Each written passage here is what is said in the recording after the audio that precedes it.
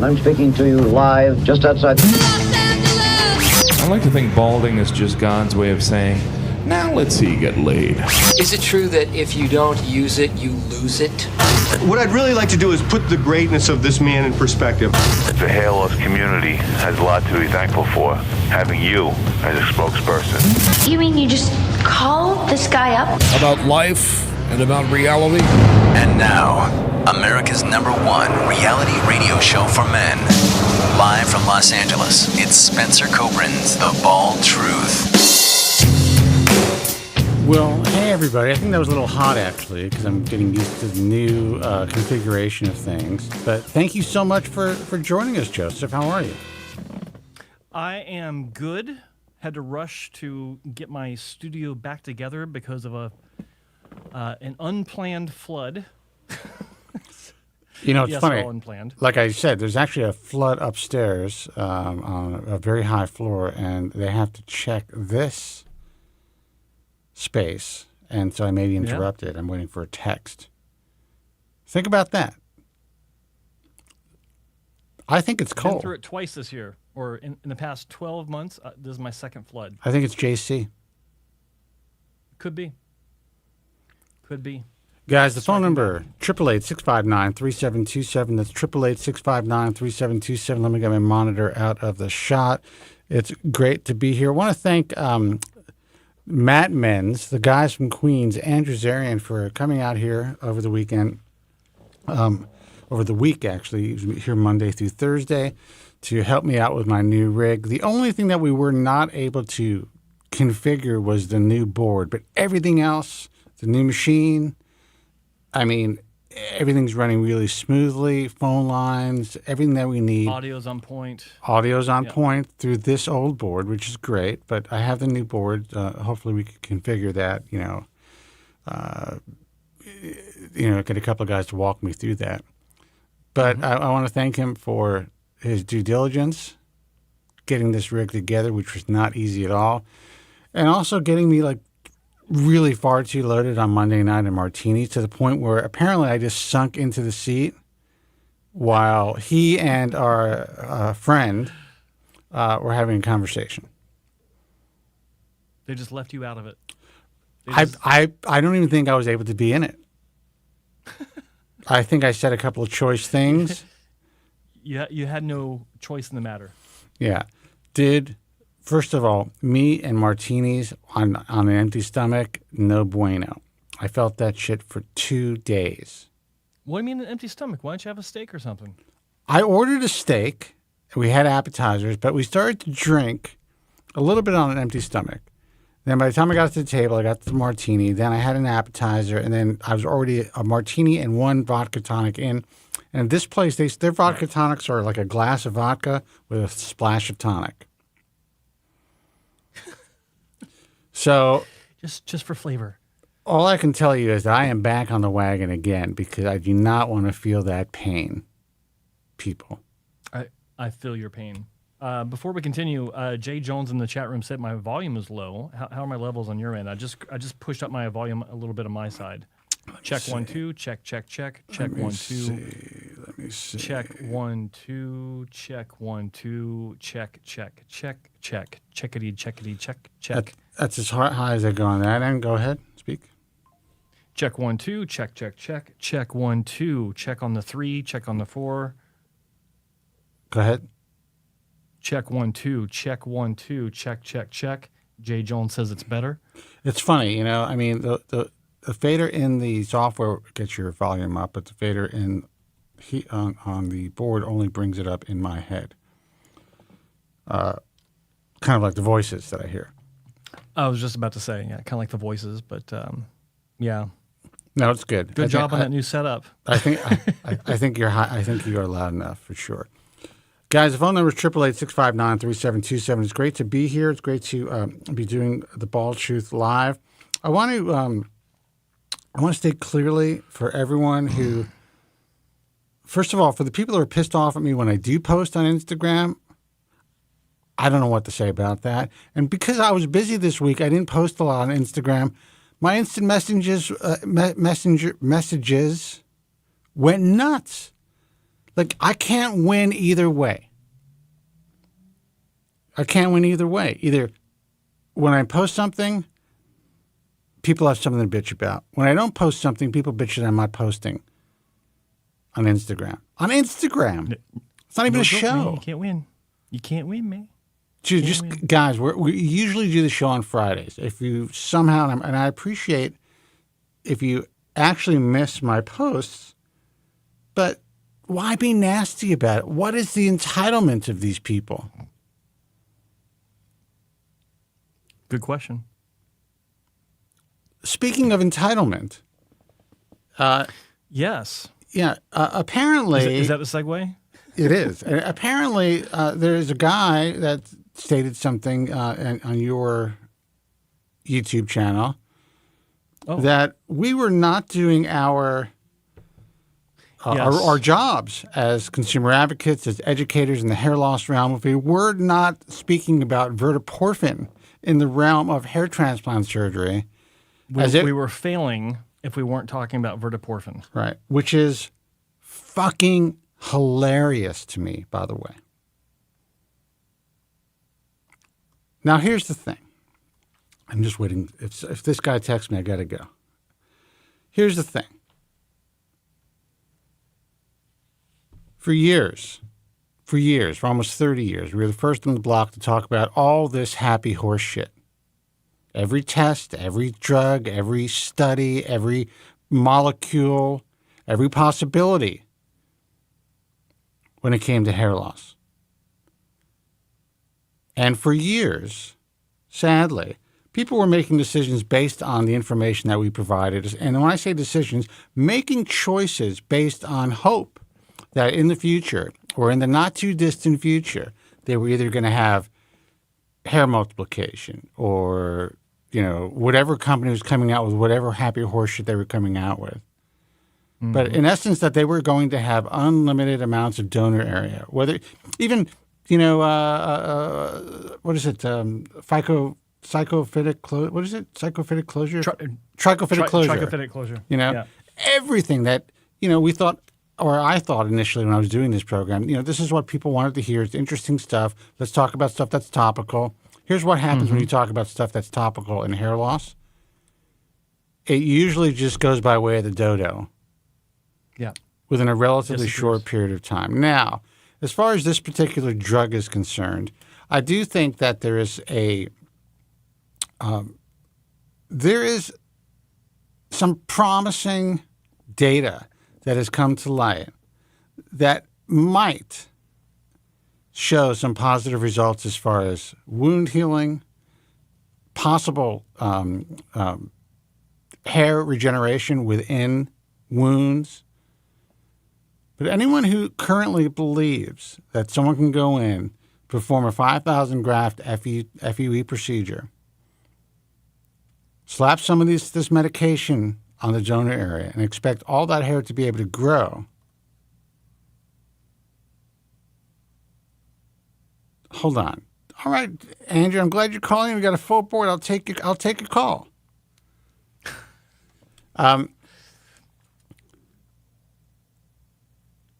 Anyone who believes that this is going to happen, I want it to happen for everyone. I would love for the hair to be unlimited. I would love for you guys to be able to go in, get a strip, which would probably be better, in my view, in the long run, and easier. And everyone, you know that your grafts are going to be dissected three-dimensionally, under three-dimensional visualization. There's going to be less transection rate. You're not going to have denuded grafts. You have less of the possibility of having recipient site dominance because there's going to be more tissue around the grafts, all that stuff. Great stuff. But if we were to sit here and spend 2 hours talking about this and giving people hope, because that's what happens. This is what happens. You kids run out, or you guys run out, all of a sudden it's on some bizarre Reddit situation or on a forum, and Kobren and Tillman are talking about this, the possibility that this is the cure, or this, at least the surgical and medical cure for hair loss. And young guys are going to go out and say, fuck it, I'm going to go out and get my first surgery now, because by the time I need another one, I'm going to have unlimited donor. So why not take the chance? So for everyone concerned about us not talking about Verteporfin, you can go online. You can see guys who are pimping it out on their YouTube channels, doctors, doing these, these in-house trials, shit like that. First of all, why do you think they're pimping it out on their YouTube channel? Because they want to actually publish a study? No, they want eyeballs. They want eyeballs. That's it. They want eyeballs, guinea pigs, people to say, oh, this guy's cutting edge. I'm going to go to him and have this shit done and have a scarless hair transplant. I can't blame the guy. This is Bloxham and Feller. Can't blame him. Yeah. But that's the way the industry works. And I'm not saying he's a bad doctor. I mean, he trained under Feller. I haven't really seen any of his work. Guy never applied to the IHRS, but I bet he's doing good strips. Just based on Feller's experience and him training in a facility, under the guidance of Alan Feller. I was going to say the late, great Alan Feller, but he's still alive, I think, right? He's still around? He's still around. He's still around, yeah. He just disappeared. Hold on. Let me see if this is...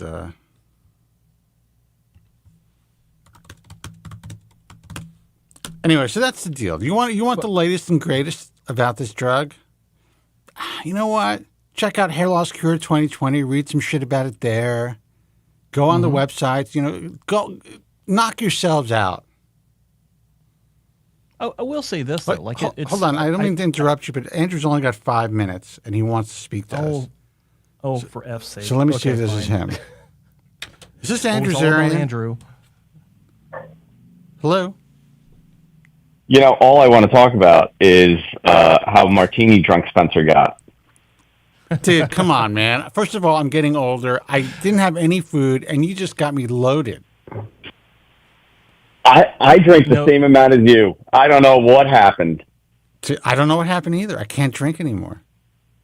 Andrew, Spencer called me up saying that he was roofied.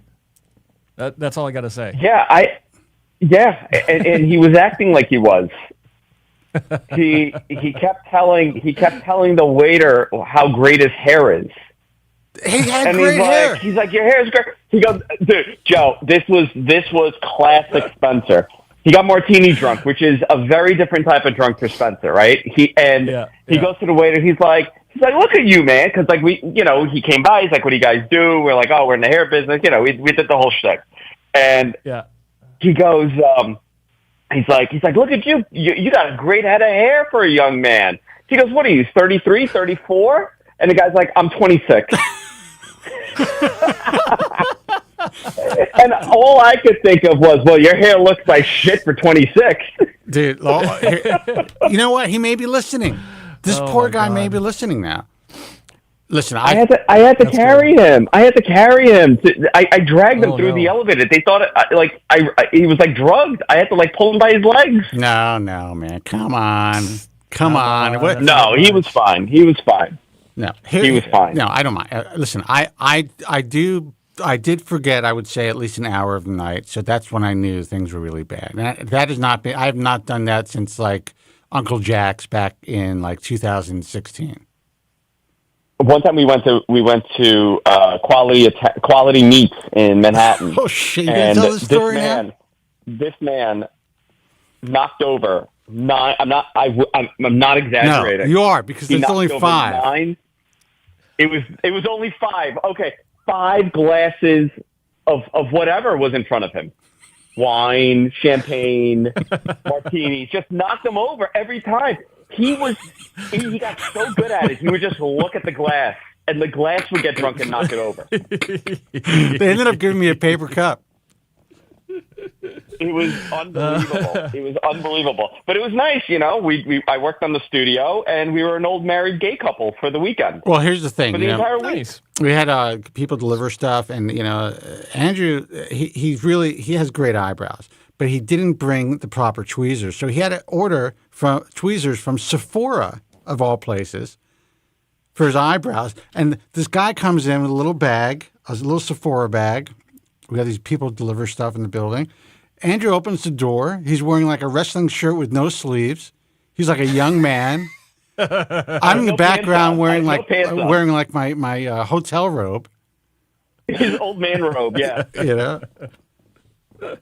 Jesus Christ. He's like, I got your number. And I look boys. at him. I look got at your him. number. I look at him and I go, he's treating me for the week. Yeah. And I shut the door. That's it. good. No, but honestly, good. Andrew, I want to thank you first of all. Guys who are watching the program don't know who Andrew Zarian is, which is unusual. This guy, he's the host of Mad Men, and also what do you do on the radio now for what show? What wrestling show? The Wrestling Observer. The Wrestling Observer. Yeah, and originally guys from Queens Network contacted me many years ago and said, "Why don't we? I want to put your show on the network." This is when I just got off the radio, and I was like, "All right, listen, whatever, just put it up there," and we've been friends ever since. He's the guy who's been able to make this happen for us. And Andrew, I want to thank you for doing such a great job with the studio. Everything's running like a top. I mean, you left a fucking mess, but whatever. I did leave a mess. I left a huge mess. Can I criticize my job audio right is now? crisp. Joe sounds okay. Well, Joe to me sounds perfectly loud. You are very dim. I'm dim and Joe's loud. Yeah, Joe's very. I hear that a lot. Perfectly loud. Yeah. I hear that a lot. That's so funny. Everyone in the chat room is like, Joe is. I'm looking at the levels. Joe is lower than me. Yeah. No. But on the phone, it's Joe's louder than you. Oh well, who fucked that up? Oh, okay. I was gonna say. That's not my fault. Well, listen, I owe you a lot. December 4th, December 4th, 2014, I took my first financial ride. That's my first Propecia live on the air.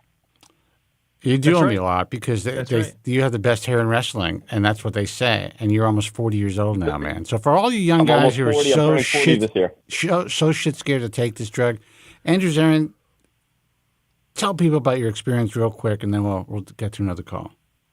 Listen, I wish, if I had some of those side effects, I would actually benefit from it. I'm like 25 still. No problems. You know, we have a friend. We have a mutual friend, Spence. I went out for drinks with him, and I think you know the guy. Yeah. And he went on it, right? He went on finasteride a couple of years ago, and he was on it. Everything was fine, and then he started reading the reports on the forums. Uh-huh. And he started reading, the all the negative about it. And he got in his head and he started freaking out and he stopped it. And guess what? The guy has been suffering for years. Yeah. Worse than ever. I know. I think I know who you're talking about. I think I advised him. And here's the thing. He went straight for generic, which is not the end of the world, but he probably didn't go to brand at all. It's just, it is what it is. I just want to say that, I when I look at you, I knew where you were, dude, and I didn't say anything because I didn't want to force you to. I wasn't going to tell you, dude, you need to get on the drug. But you kept asking me. I'm like, eventually this guy's going to come to me. And he did. But if you take an image of that time, right when you're doing your show, you look at your hairline. You have it on your desktop, on the old computer. On the old computer, you have it on there. Yeah, compared to what you look like now, it's like it's unbelievable. You were a goner, my man. I'm an advocate for this stuff. I think if, obviously some people will have side effects. That is just any medication that you take. That's right. And that's true about anything. Yep. Tylenol, Motrin, it could be anything. There's more. I forgot the study. We would talk about it all the time. What was it? Tylenol had how many deaths from Tylenol a year? Well, there's a lot. I don't even know what the number is now, but it's actually gone up. It was. I forgot what it was. But how many deaths do you have from finasteride? But well, here's the thing. And again, everyone's going to think we're shills for Merck and for finasteride. But the truth is, when you're talking about Merck money, I would take Merck money in a heartbeat. Listen, if Merck came to me, they're like, "Hey, do you want to be the poster child? We're going to pay you a buttload of money." There's no question in my mind I would take it. Unfortunately, that's not the case for me. Yeah. Well, I mean, they're not going to direct to consumer anymore, but who knows? Things may change. We will see. I heard some rumblings. Listen, Hims is out there. I'm not sponsored by any of them. Actually, one of these brands wanted to sponsor me, and I turned it down because I found the fact that they could not source. I think we spoke about this, right? We did.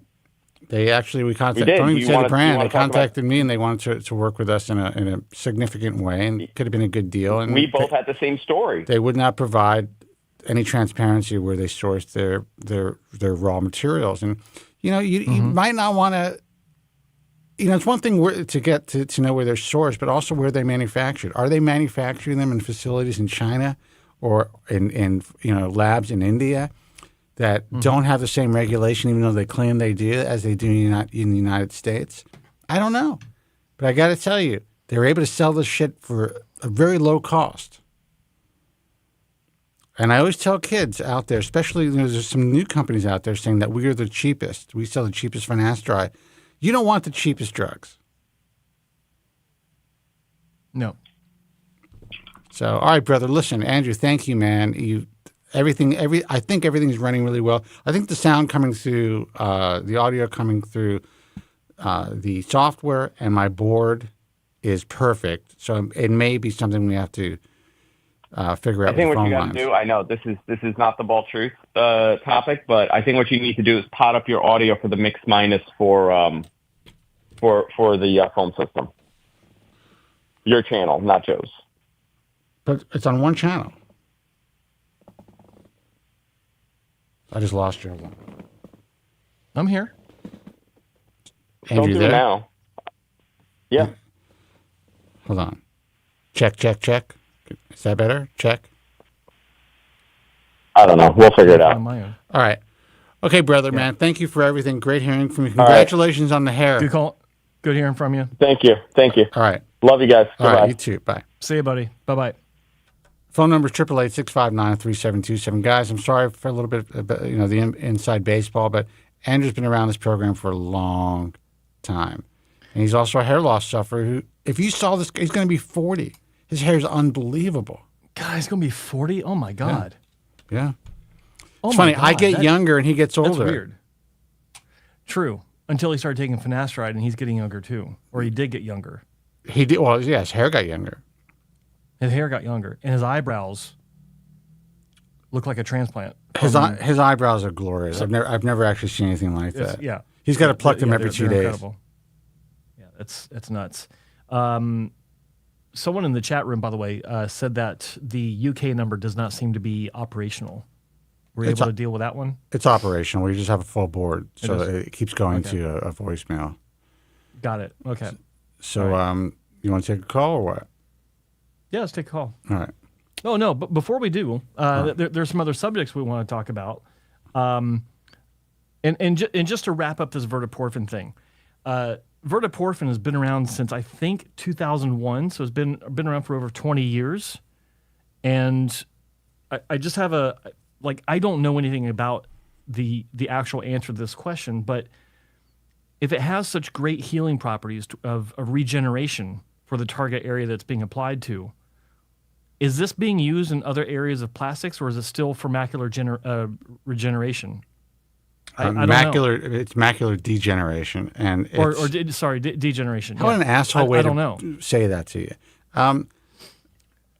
To my knowledge, no. And here's the thing. It's a fair question. And here's the thing.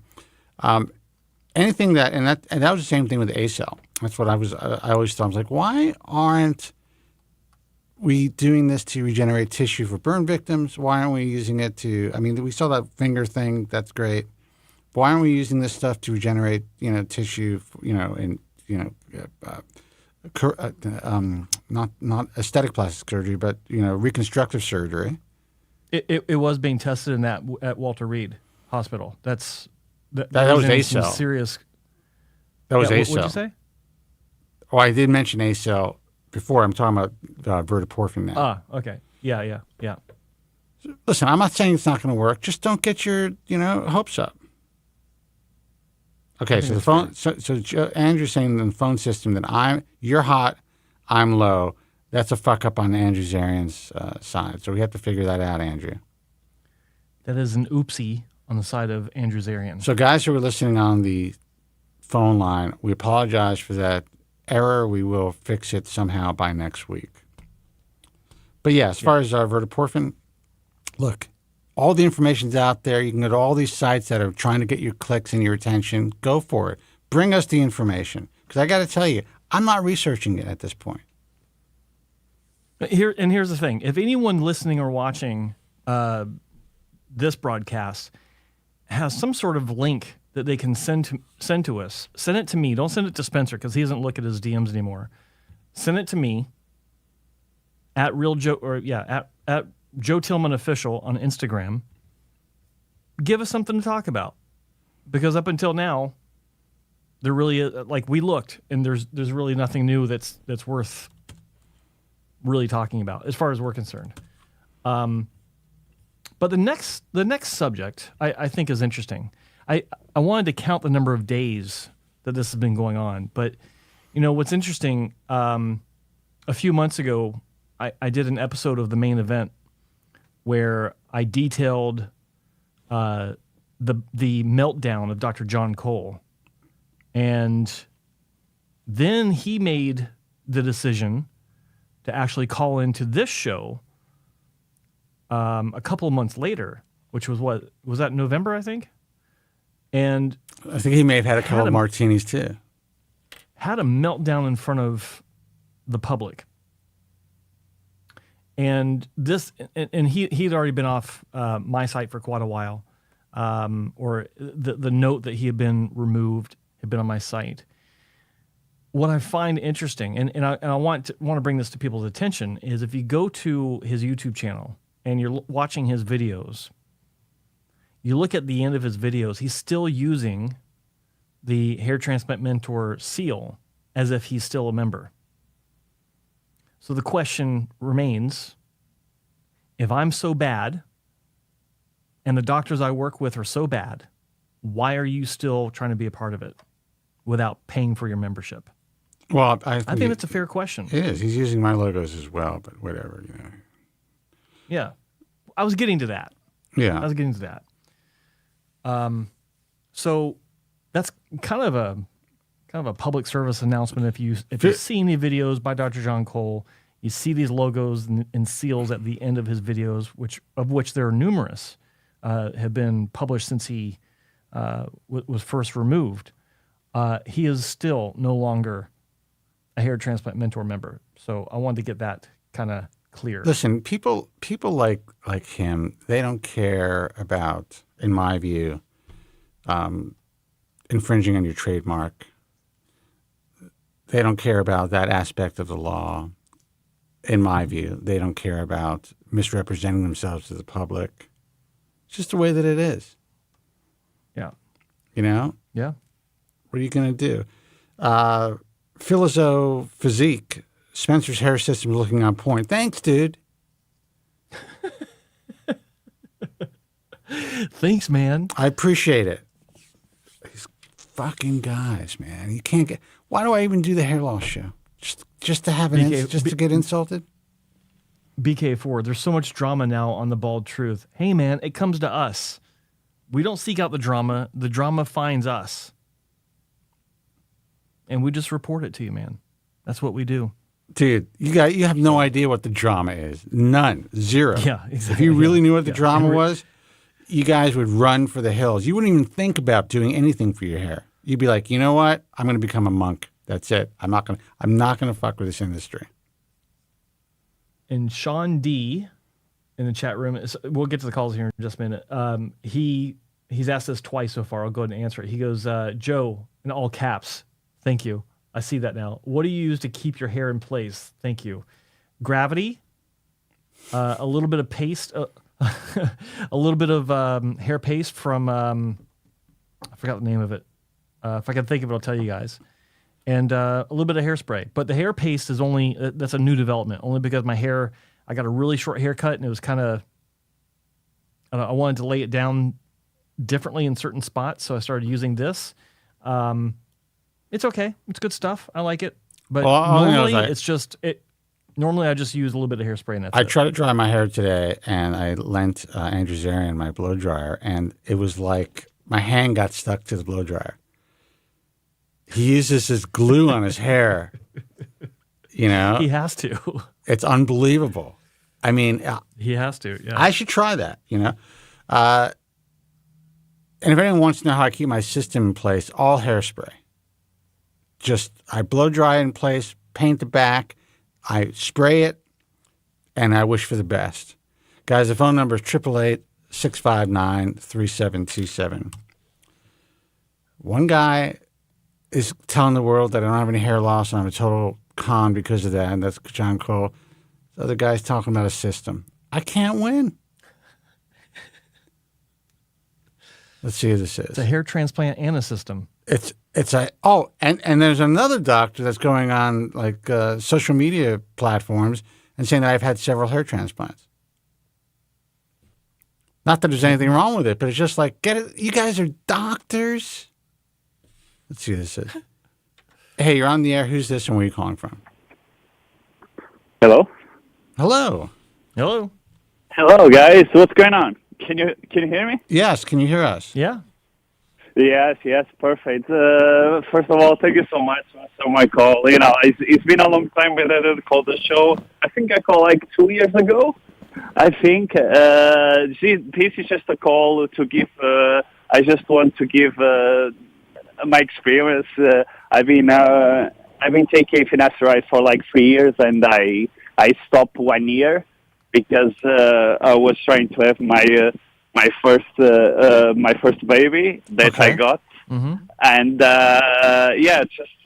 just to tell you guys my experience, and as well to say thank you so much to give us all this free content.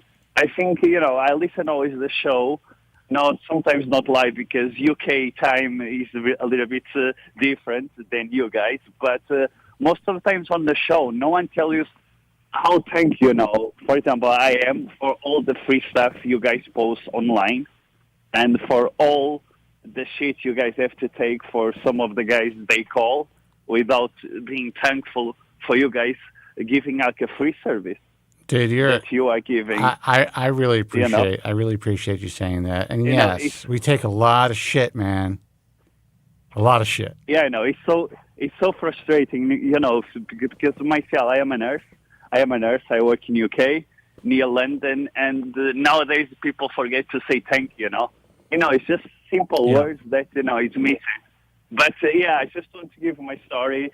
I was a botch patient. I did a massive mistake because I didn't know guys back then. I had my first hair transplant back in Turkey. Was done mainly by technicians. I barely spoke with the doctor because my hairline was a little bit higher. And at the time, I didn't know I could take the medication. I could wait to see if the medication would work on me or not. I didn't wait. I went for the easy route. And I was watched, very plaguey airline, didn't go properly either.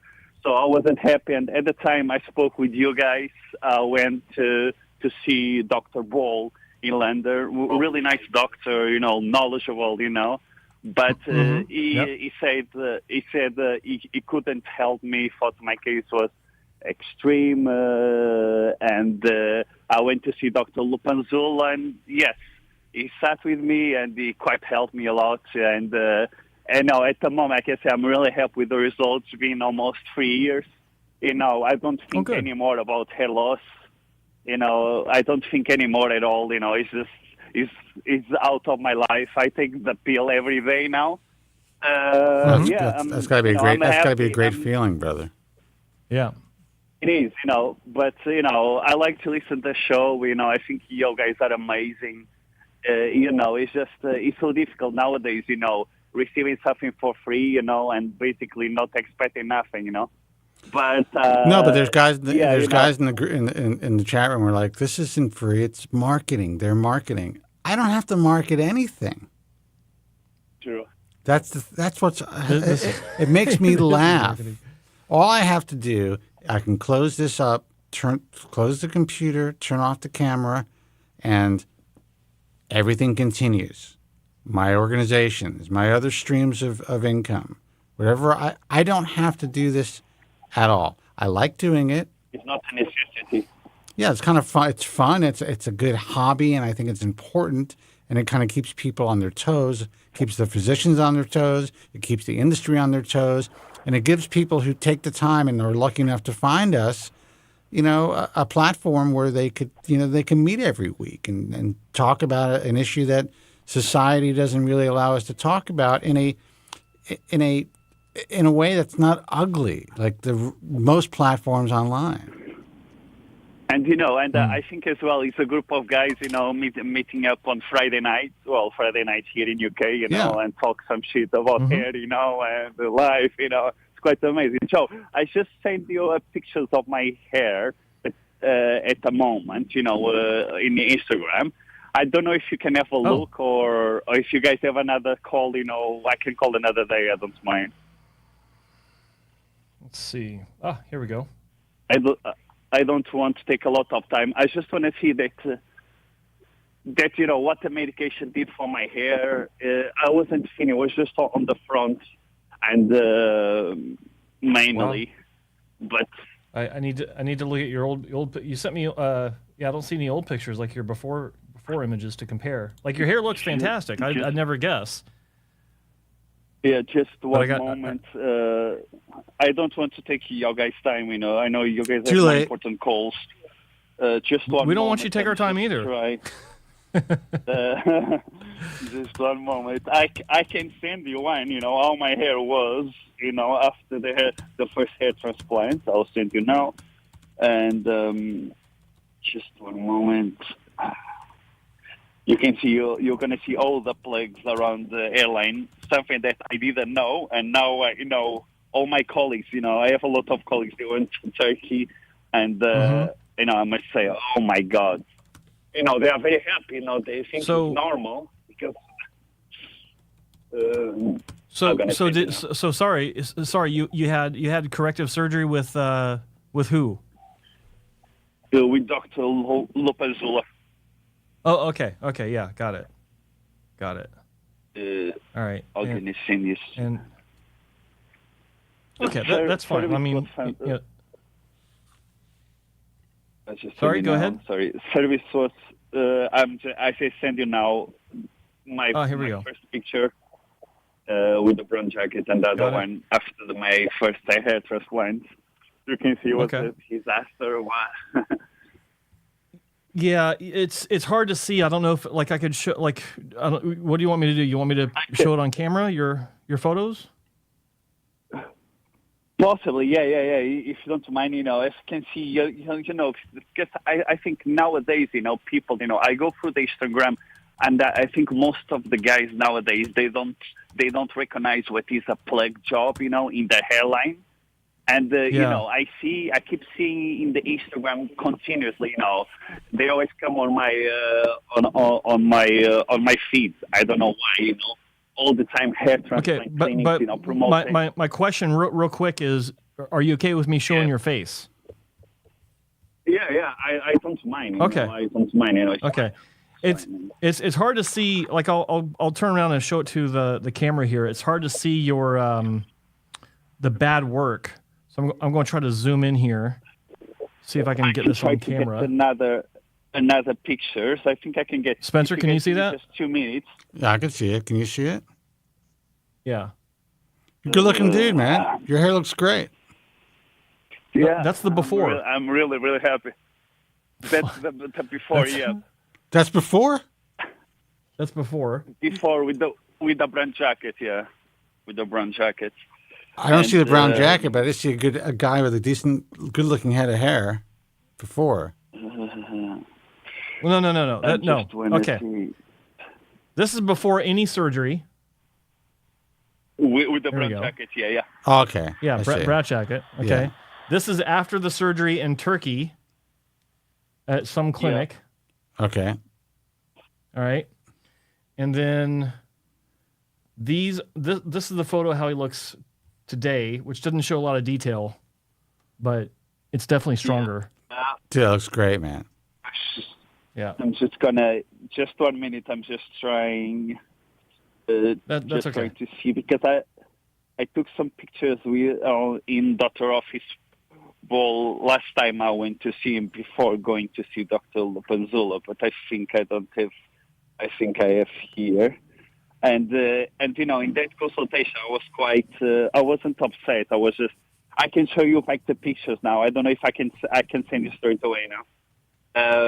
Go ahead. And while you're doing that, I'll address May in the chat room. He goes, "What's wrong with the before image?" Well, the before and like I was saying, it was kind of hard to see the details, but it was pretty pluggy. He had a lot of doubles and maybe some triples in the hairline. It wasn't terrible. Like it wasn't a disaster. All it needed was some refinement.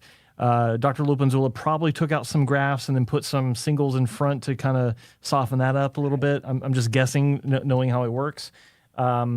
It does look better now. But to be fair, the before image, it wasn't terrible. It wasn't like a disaster. So, but I mean, certainly Dr. Lupinzula did a great job. So congratulations on that for sure. I just saying, with Dr. Ball office, you as well, you can put on the chat or just for the guys. Okay, see, yeah. Here's a good image. Here we go. So you can see the plug on the front. Yeah, the corners. That really shows the damage. Yeah, misdirection in the temples, very thin, pluggy. Yeah. As you know, that is such a common phenomenon today. We just didn't see this 15 years ago. Yeah. Yeah. And people think this is normal. This is not normal, This is not a normal hair, You like it now, but after like 2 or 3 years, when you start losing more hair, because these guys are. You're lucky that you were able to get repaired, and you were in a position where you didn't have that much moved. But these guys are screwed. 100%. And I pay double for the repair because I have to do in 2 surgeries. Yeah. I put everything on this hand, and I have trust. And knowing that I could have more shock loss, I could lose more hair. Look, I always tell these kids, you may be paying $3,000 or whatever, 2,200 euros now, but you're going to be paying 10 times that if you're lucky and you're able to be repaired. And most of these guys will never look the same. Because I see the temptation, hair transplant. You go to Instagram, you can afford £2,000, £3,000, luxurious hotels, 5-star transport, VIP hotel, and everything. And I think this is just marketing, it's very good marketing. Of course it is. You see these influencers get into these really cool limousines. They're being picked up by these drivers, and you're like, I get to stay in a 4-star hotel, and that's all bullshit. And it's just one more thing now. I just want to give as well another feedback. Like I told you before, I was struggling. We were trying for a baby with my partner for a while, and I thought it could be the medication, although I know a lot of guys, they have kids with medication, and I stopped taking the medication for 1 year. I thought I would lose a lot of ground, but to be honest, I didn't lose too much ground, My hair was still thick, and I just want to say that if guys think, going out of the medication for any situation, in my case, of course, we are all different, for 6 months or 1 year, I think I was fine, I think that's actually, I was very scared, it's interesting. That was brought up today on my Instagram. Some guy asked, I don't know if you saw that. And, I don't think it's a great idea to be the anomaly. Yes, there's no cases of issues or birth defects with guys who've been on finasteride, who've impregnated their wives or partners. Can't even say wives anymore. Their partners. But you don't want to be the anomaly. You don't want to be the guy where something happens and it may not even be the medication, but it's on your mind.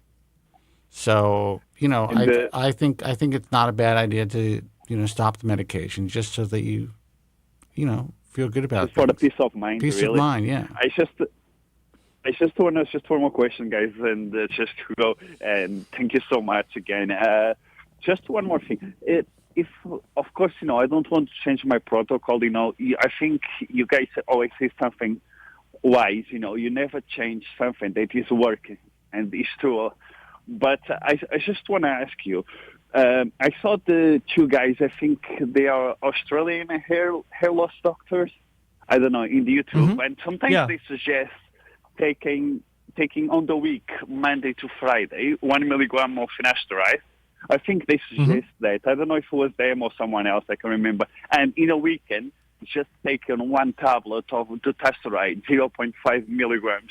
What do you guys think about that?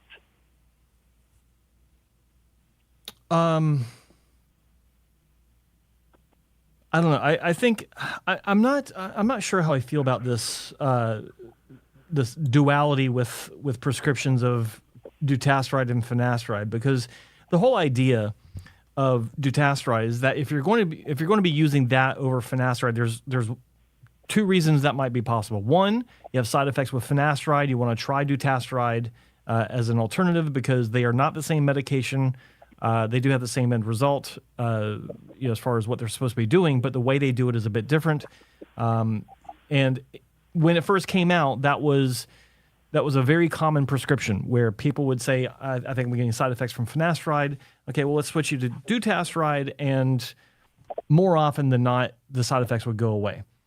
That's reason number one. Reason number two is the obvious. It reduces DHT significantly more than finasteride. Yeah.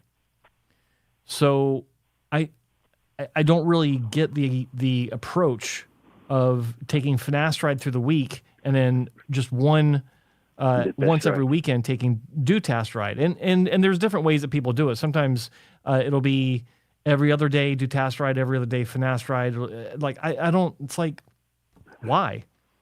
I don't get it. I think one reason why doctors, like, legitimately, I think some people feel like it works better just because they're doing something new and different. There's really nothing to it other than it makes the patient feel like they're being more proactive with their hair loss. Yeah, that's the only real reason why I can imagine. Because I don't see the actual medical benefit. It's either one or the other. It's like if finasteride is working for you, why add dutasteride? Why change it? It's true, because I'm like you guys. I'm a oral type of guy. Medication, I was using topical minoxidil, but wasn't working for me. It was giving a little bit of headaches. My blood pressure was a little bit low, and it's just Thank you so much. Dude, you're doing great. You're doing great. You've come. You were lucky enough to. You misstepped. You had a misstep. It wasn't major. You were able to get that corrected. Your hair looks great now. Don't F with your medication. I agree with Joe. While he was explaining it to you, I was getting some water and knitting a sweater. But it's fine. All right, brother, man. Congratulations. With Andrew's leftover eyebrow hair. Oh, man. All right, brother. Listen, take care. Thank you so much. I think that's what my photos. It's not a question of vanity or anything. It's just to say, even if it's minimal, it's possible in the right hands. Of course, complication happens. It's possible to have a normal kind of life and leave this in the past. Yeah, it's a mistake. Right. Thank you so much, guys. We're trying to make that happen for Rob Helner. Yeah, it's all about him. It's all about Rob. All right, brother. Good luck. Thanks for the call. Thank you so much, guys. Take care. Bye. Bye-bye. See you. Bye. Take care. Phone number 888-659-3727. That's 888-659-3727. All right. Joe just changed the background. No. You see the tape here, and then you see the tape here, maybe. And the lighting's different because there was some damage because of a flood that happened to affect my studio. So this is all temporary. The lighting will be back to normal next week. The background will be normal, be back to the same. It's okay. Nothing's changing. It's just temporary. Just so you know. We'll make it happen. All right, guys, let's take this call. We'll make it happen. Hey, you're on the air. Who's this and where are you calling from? Hey, how you doing? Hey, what's happening, man? Hey, man. Hey, it's James from Delaware. How are you? What's happening, man? How's it going, James? Oh, man, it's going swell. It's going swell. Love your show as usual. Got two questions for you. One, and this is real quick. I'm coming up on my 12 months. I want to get my crown done. I reached out to the clinic. I know some time back I called the main event. I spoke to Joe. Joe, I was thinking about DHT. You kind of said, donor hair is king. So I'm running with that. So I reach out to the clinic and I say to them, I want to come back for my third and final procedure on the crown. The person that I spoke to brought up a really valid point. They said, well, first you got to we would suggest you wait for your 12 months. And the reason is because if they go back there before the 12 months, you can get some loss. Now, my question is to you, what is the percentage of temporary shock loss versus permanent shock loss when you have a procedure? Well, that would be, if we had a crystal ball and we were able to predict that one, I think we'd be maybe doing something else for a living. We'd be richer than people think we are. We'd be picking lottery numbers. Okay. Look, I've always talked about permanent shock loss out of my own fear, and that it is a possibility, but it is less common than people talk about. I guess people actually don't think that they don't talk about it as being permanent at all, really. But it can be, like you said. There's no real percentages, but there has to be damage done to those particular hair follicles in order for them not to grow back. Okay. That makes sense. That makes sense. Now, my second question is going to be this. In regards to taking medication, because I see today's topic is about medication, dutasteride, finasteride. I started taking some saw palmetto, just for the simple fact, my results. I haven't made my 12 months, but my hair is growing. I'm thoroughly satisfied with my results. But I wanted to know, what is the percentage? Again, pull out that crystal ball. Of the effects of medication on body hair transplants. Because I do know that Joe, he brought up a very valid point. He said, look, if you go with BHT before your donor is exhausted, you run the risk of the BHT being subject to medications if you choose to go that way. But my thing is, I looked at a lot of the YouTubes and I read a lot of doctors, vlogs, and they're saying that when you put BHT in the crown, it behaves differently. So my question is, does it take on the characteristics of scalp hair to where it becomes absorbent to finasteride, dutasteride, and those medications, or does it just take on the physiological characteristics of mimicking body hair, but it doesn't actually genetically respond like body hair, and it still can be susceptible to miniaturization through those medications? Understood. Yeah. It's a good question. You've obviously thought that one through because it's pretty detailed. But all this talk about body hair taking on the characteristics of head hair once it's transplanted is anecdotal at best. There are some outlying cases where that does seem to be the case, or that does seem to be what's happening to a degree. But I can't look.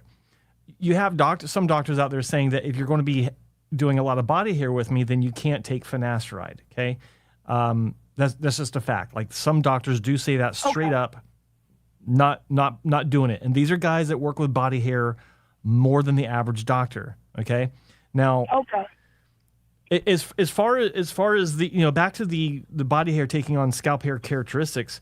There's this idea that when you transplant hair to the area of need on top, that the theory of donor dominance, where the donor hair will grow as it used to grow in the donor area once it's transplanted into the recipient area, unabated by any sort of outside influences, is not entirely correct. Now, we know that scalp donor hair can be DHT susceptible, but there's also this idea that there's recipient site dominance as well. So what happens is, like if you look at say like a Norwood 6, where some guy had like a bunch of scalp hair transplanted, and a year later, you're looking at his after photo, his results photos or video, and you can see this beautiful wave going from the hairline all the way to the back. Like it looks like different waves in the ocean, just nice and wavy going all the way back, and it's all uniform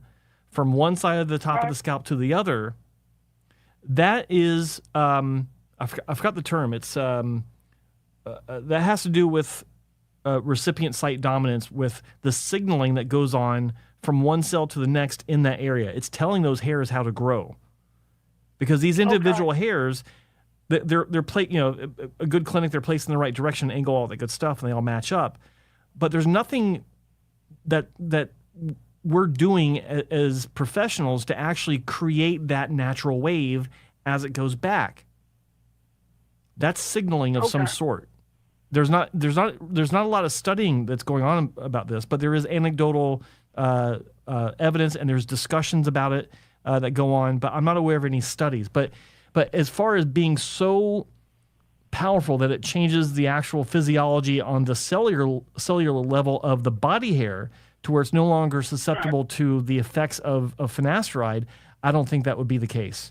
I think that if you're considering a lot of body hair, you need to really consider that possibility that finasteride will slow the growth or maybe even stunt the growth to some degree. Okay.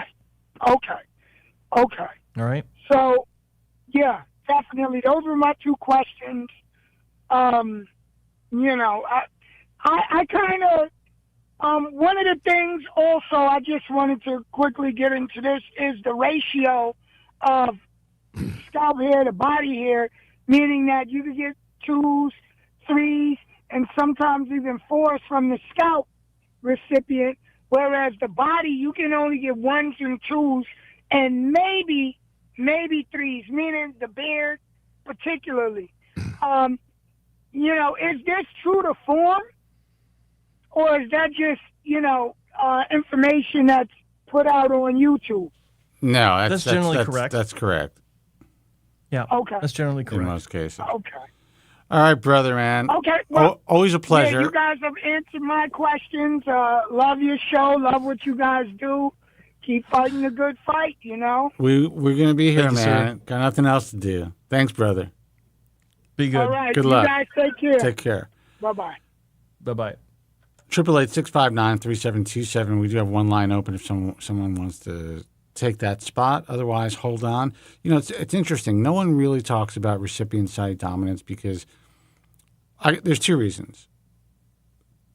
I've actually asked someone if they'd be willing to write a paper on it for a new project that we're doing because I think it's incredibly valuable. Donor dominance was something that was proven, something that was initially a theory and then proven by studies or experiments done by Dr. Norman Ohrenreich back in the late 1950s. But what people didn't understand was that at the time, the amount of tissue that was also being moved, along with the intact follicular units that were in groupings because they were being punched out, essentially created a buffer in the recipient area where the cell signaling really couldn't penetrate that tissue. That tissue that was put into the recipient area acted exactly the way that it did for long periods of time in the back of the scalp.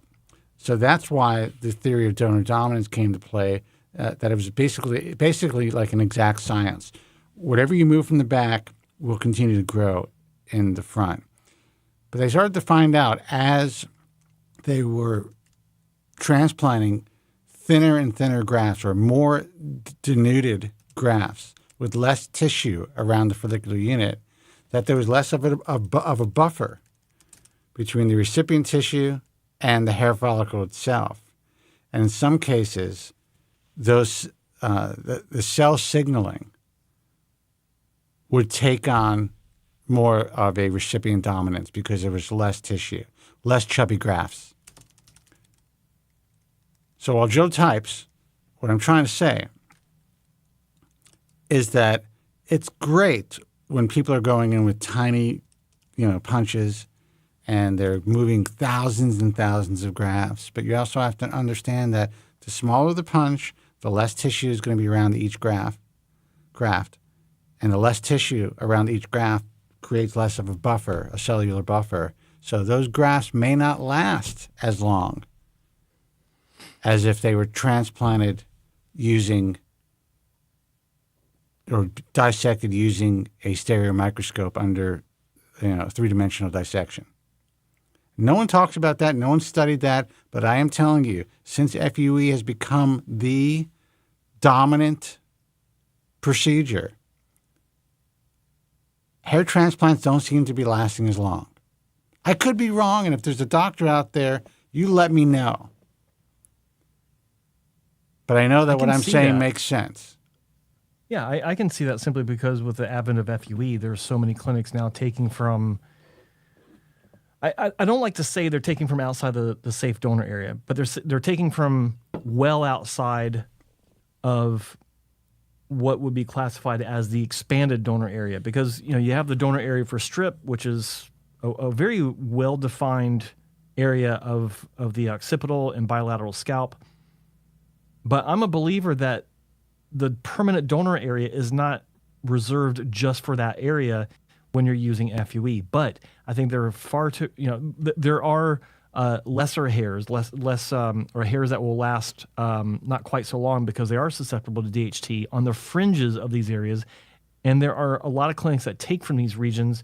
And that's why I think that we're seeing partially, why we're seeing some results not lasting as long as, the plugs from 1982, that are still growing fine now.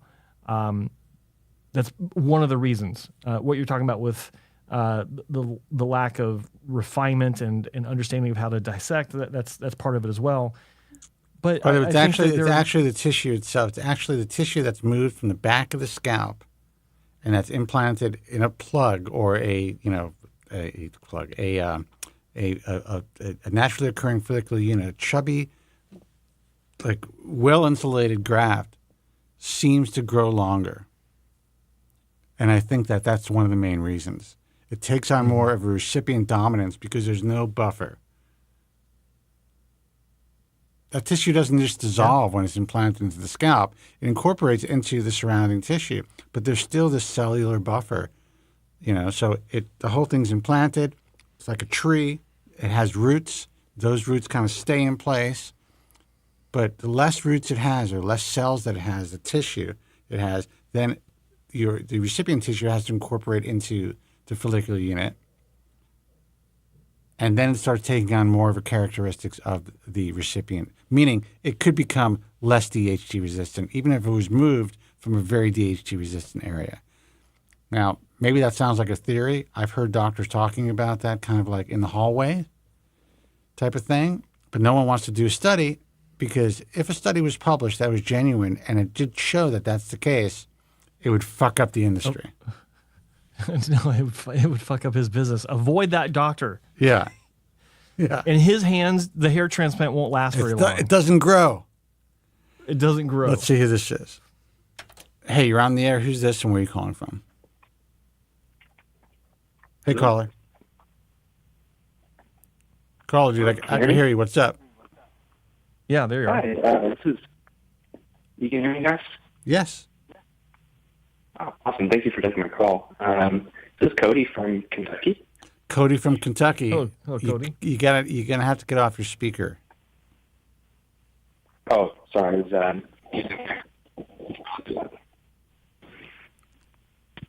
the audio better? I think it's a little better. Let's see if we can hear you. Go ahead. Hi. Is that much better? Is that okay? Much better. Yeah. Okay. Awesome. Sorry about that. Thank you guys for taking my call. Been watching for a bit. I'm 27, about to be 28. Kind of first noticed my hair loss about a year ago, and it just kind of looked like I could see a little bit more through my frontal hairline. And I kind of was going back and forth between many dermatologists, getting different answers. Some were saying it was fluvium, others were saying it was pattern loss. So I decided to not really risk it, and I just jumped on finasteride. Okay. I initially started it just like 3 times a week. I did that for about 8 months, and I wasn't really seeing much of an impact. So I went to a new dermatologist, and they told me to just start at the full 1 milligram every day dose. And it's a generic. It's from my prescribing physician, but I just wonder how often you all see variants in like generic. I looked at the pharmaceutical company. It's here in America. It's like from New Jersey. So I wondered about like if I'm not really seeing much of a result, if I should try moving to like a name brand or even a compounded, from a compounded pharmacy that like some of these hair restoration surgeons do. Well, here's the thing, and you're kind of breaking up a little bit, so we're having a little trouble hearing you. But here's the thing: you asked the question, do we see a variation? Do we see, are people coming to us who are having different results using different generics? That's all I see. I see that all the time. And, we started to talk about this back when I think the only generic that was available was Finpecia out of India. Even before Merck lost the patent, I think in India they were able to, I forgot what the laws are, but they were able to make this product. That's when we started to see, in my view, I'm not saying it's from that particular company, but it seemed the more side effects were coming up, all kinds of issues like that. I'm sorry, hold on for 1 second.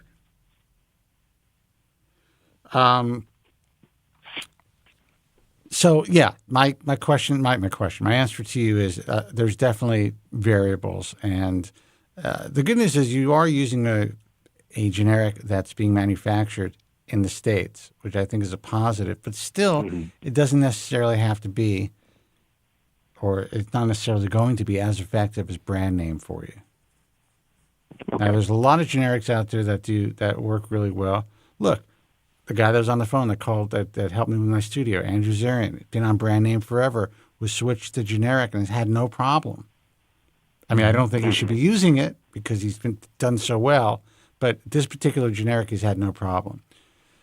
If you're not seeing any results, and I think we need to ask you, what do you mean by you're not seeing any results? Are you not seeing a cessation of hair loss, or are you talking about you're not seeing any regrowth? I would say it's difficult for me to see regrowth. The dermatologist I was seeing was kind of telling me that I have, still a lot of hair and it's quite long. And usually she sees, like, for instance, in our female patients, that it's sometimes just visible regrowth can take up to 2 years because they have hair or it's longer. But, at this point, it's about a year. Like I said, I did the 1 milligram 3 times a week. I guess for about 8 months. But my question to you is, if you started to notice your hair loss over a year ago, your hair loss would be progressing now. Have you been able to stop the progression of your hair loss? I visibly can't see it being worse. I still shed probably more than the average person. But it also varies from day to day. I've always kind of shed a lot, so I never really paid attention to it or ever noticed like an excessive amount of shedding. Well, once you notice your hair loss, you become kind of very hypervigilant, and you'll notice any changes in your hair. And if you're not seeing anything getting worse, that probably means that the drug is working for you. Okay. And you just have to be patient to notice any regrowth. But if you're not progressing, and I'm sure you're looking at your hairline every day, and you're checking the three-way mirror and the mirror on the top of your head. If you're not seeing it getting worse, that probably indicates that the drug is working for you. Okay. Yeah, I appreciate that. Yeah, I just wanted to be very sure before I started adding things that the finasteride was working. Yeah. Dude, you've been on it for a year, and you haven't seen anything move forward. You're on a good track, and I would not screw with it just to get a little extra boost in regrowth, because you may be getting, like I said, your hair is long. They're not doing miniaturization mapping. You're just going to a regular dermatologist. No one's going in there with, maybe they're looking with a dermatoscope. I'm not sure, but they're not going in with a with a what is it called? A digital microscope and taking images. So then you could be able to tell. You'd be able to tell by your hair weight. There are ways to measure, certain areas, and also check for miniaturization mapping. You might want to find a physician in your area who can do that for you just to make sure. But it seems to me, just from what you're saying, you would know if you're getting worse. And if you're not getting worse, that means it works. It's working for you. Yeah, that was my next question. In Kentucky, there's not a lot of, IHRS physicians. I've looked on their website to kind of look. It looks like the closest one would be like Dr. Haber in Ohio. And I was wondering maybe because finding a dermatologist that really knows what they're doing, some will just kind of take a passing glance, and then others will really. I've had some actually, examine my scalp with a dermatoscope, like you said. But it's very hard to find consistency, and I know Dr. Haber seems to be. Well, I'll tell you, it's funny. This is twice in the last month. I mean, 2 weeks in a row. We said past 2 weeks, yeah. Yeah, Dr. Haber has been a total dick over the years to Joe and to me and to very arrogant guy. I'm glad that we're not working with him, but I got to tell you, I do believe that he could. He's a good doctor. He knows his craft and he knows hair loss. I'm pretty sure that he has the equipment to do really good miniaturization mapping, to check out your scalp, to see how much miniaturization you currently have, to take good images for you so you can track your progress. And he has a prescription pad as well. So I think it could be worth the trip for sure. Okay. Yeah, I appreciate that. I have one last question if you all have the time. Sure. Yep. I think the other thing that I have been dealing with that maybe is inhibiting any results I'm seeing, and maybe you all can speak to it, is I have quite a bit of scalp inflammation. I've been diagnosed with seborrheic dermatitis by every dermatologist I've seen, and it's seemingly treatment resistant. I mean, I've been taking prescription ketoconazole. I've tried ketoconazole with a clobetasol solution. I've used clobetasol shampoo. I've used like a dermatologist formulated shampoo that has the things that I've been using them religiously, for a year. And I still have quite a bit of just like shedding from those areas, a lot of itching, burning, and I'm not really sure. That could potentially be kind of inhibiting some of that because I just shed so much from those areas. And I'm not sure how to treat it. I've become kind of demoralized because I feel like I'm kind of doing all the things that they're asking me to do, and I'm not seeing an improvement. Now, has your dermatologist talked to you about or asked you what your nutrition is like, what you're eating every day, if you've maybe considered doing an elimination diet, things of that nature? They have not mentioned that. When I first noticed my hair loss, I had some blood work done because I'd recently lost a lot of weight within a short amount of time. So I had some blood levels checked and looked like I was pretty severely deficient in like vitamin D and B12. So I started supplementing with that. I haven't asked, aside from that, just getting those levels back up. Okay, I don't know if you're calling from if you're calling on a VoIP line or what, but you're it's kind of difficult to hear you. But I'm sorry, no, I was using my phone. No, it could be my VoIP line. All right, did you have weight loss surgery? No, to be honest and kind of vulnerable, I was going through a pretty significant period of depression, so I was just kind of not eating probably maybe 500-600 calories a day for a few months. And how much did you lose?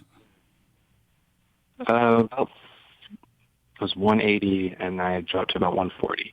Okay, so you got pretty thin. Well, listen, I mean, that can definitely, obviously, exacerbate your hair loss. It's really important. I'm glad that you're getting your vitamin D levels up. We're both not physicians, but there is significant evidence now showing that vitamin D levels are vital, even when you're dealing with, as far as triggering male and female pattern hair loss. And it can slow things down if you get your vitamin D levels to a decent point. What are they now? Have you been checked lately? It was a few months ago that I was checked, and they had come back up to a normal level. What do they consider normal? I wasn't able to. I'm sorry, I can't remember the exact number. When I first went in, my D level is 16, and I know they said there needs to be a minimum of 30. Holy shit! I think when I went back yeah. in, wow, yeah, my B12 was also in the red range. I just don't remember the number. I think it maybe had been around 45 or 50. Is what it had come. And when did you start to notice the dermatitis? Actually, like since puberty. When I was going through puberty, I mean, I didn't know it, but I had like a lot of dandruff and itchiness, and it was very embarrassing. My dad is the same way, same location, and I just kind of like at that point had accepted it. It was like, I'll just have dandruff or whatever, but it wasn't until I had hair loss and was getting my scalp inspected that a dermatologist said, hey, you have seborrheic dermatitis, use this ketoconazole times a week, and it should clear up. Right, okay, so all right, so we have your history. Now, what's your diet like now? Are you back on a normal American diet, or are you on a specific diet? What are you eating? I do my best to eat as well as I can, but obviously I eat out sometimes and don't have the best diet, so it could be something I need to improve. I eat a lot of like grains and rice, and I know some people say that could induce some inflammation. Try to eat like chicken, lean meat, stuff like that. Red meat maybe once or twice a week. Look, I'm not a nutritionist. I'm not a physician. But all I can tell you is I've been doing this for a very long time. And there have been people who have called who have had severe seborrheic dermatitis and other, like, psoriasis. And once they were able to change their diet, things improved greatly. Now, depending on the nutritionist that you speak to, some nutritionists are going to tell you that red meat causes tremendous inflammation, while others will tell you that it's grains, carbs, whatever. Right. Yeah. Now, the thought process now is it's that, naturally fed or grass-fed red meat, bison and beef, for instance, actually don't cause inflammation in your body. So I had cut out red meat for about 5 or 6 years. I wasn't eating any sort of pork or red meat, so say that I don't again? think that's what's causing it for me. I cut out red meat for quite a long time. I was actually a pescatarian for quite a while. Right. So what I'm trying to tell you is that you might want to consider going on an animal-based, higher protein diet using grass-fed meats, less refined sugars, none at all actually, less carbs, rice, bread, all that stuff. There seems to be people seem to see a significant difference once they start to follow that type of diet. Now, I'm not telling you to do carnivore. I'm not telling you, but I think an animal-based diet, and again, I'm not a nutritionist. I'm not selling you anything. I'm not a doctor. But do some research. Learn more about animal-based diets. You're going to have to spend some money on the beef and on the bison. But try for 30 days. See how you do. Avoid bread, rice, all the stuff that you just talked about. And I think things may change for you. I don't know, Joe, what do you think? Well, I was going to ask, you said that you had your blood work done and you discovered that you were sufficient in vitamin D or deficient in vitamin D, deficient in vitamin B. Did you have an allergy test run? No, I did not have an allergy test run at the time. I don't know if I ever have. I have my own experience with kind of a psoriasis issue on my scalp about 15 years ago, and I never figured out what the exact cause was, but I did throw everything, including the kitchen sink, at it. Different shampoos. Tried differences in diet, and one thing I did do is I did wind up cutting out processed meats because I love sandwiches, dude. You put a big sandwich like a nice roast beef or deli ham and like all that. I love those sandwiches, but they are so terrible for you. So much processed, process goes into those meats and preservatives, and it's terrible. And the meat isn't the highest quality either. It's hormones, antibiotic type of meat. It's like you don't want that. I'm a big believer in finding the cause of the symptoms, not treating the symptoms themselves, because that's what ketoconazole shampoo and tar shampoo and all that. That's what all it's doing is treating the symptom, not the cause.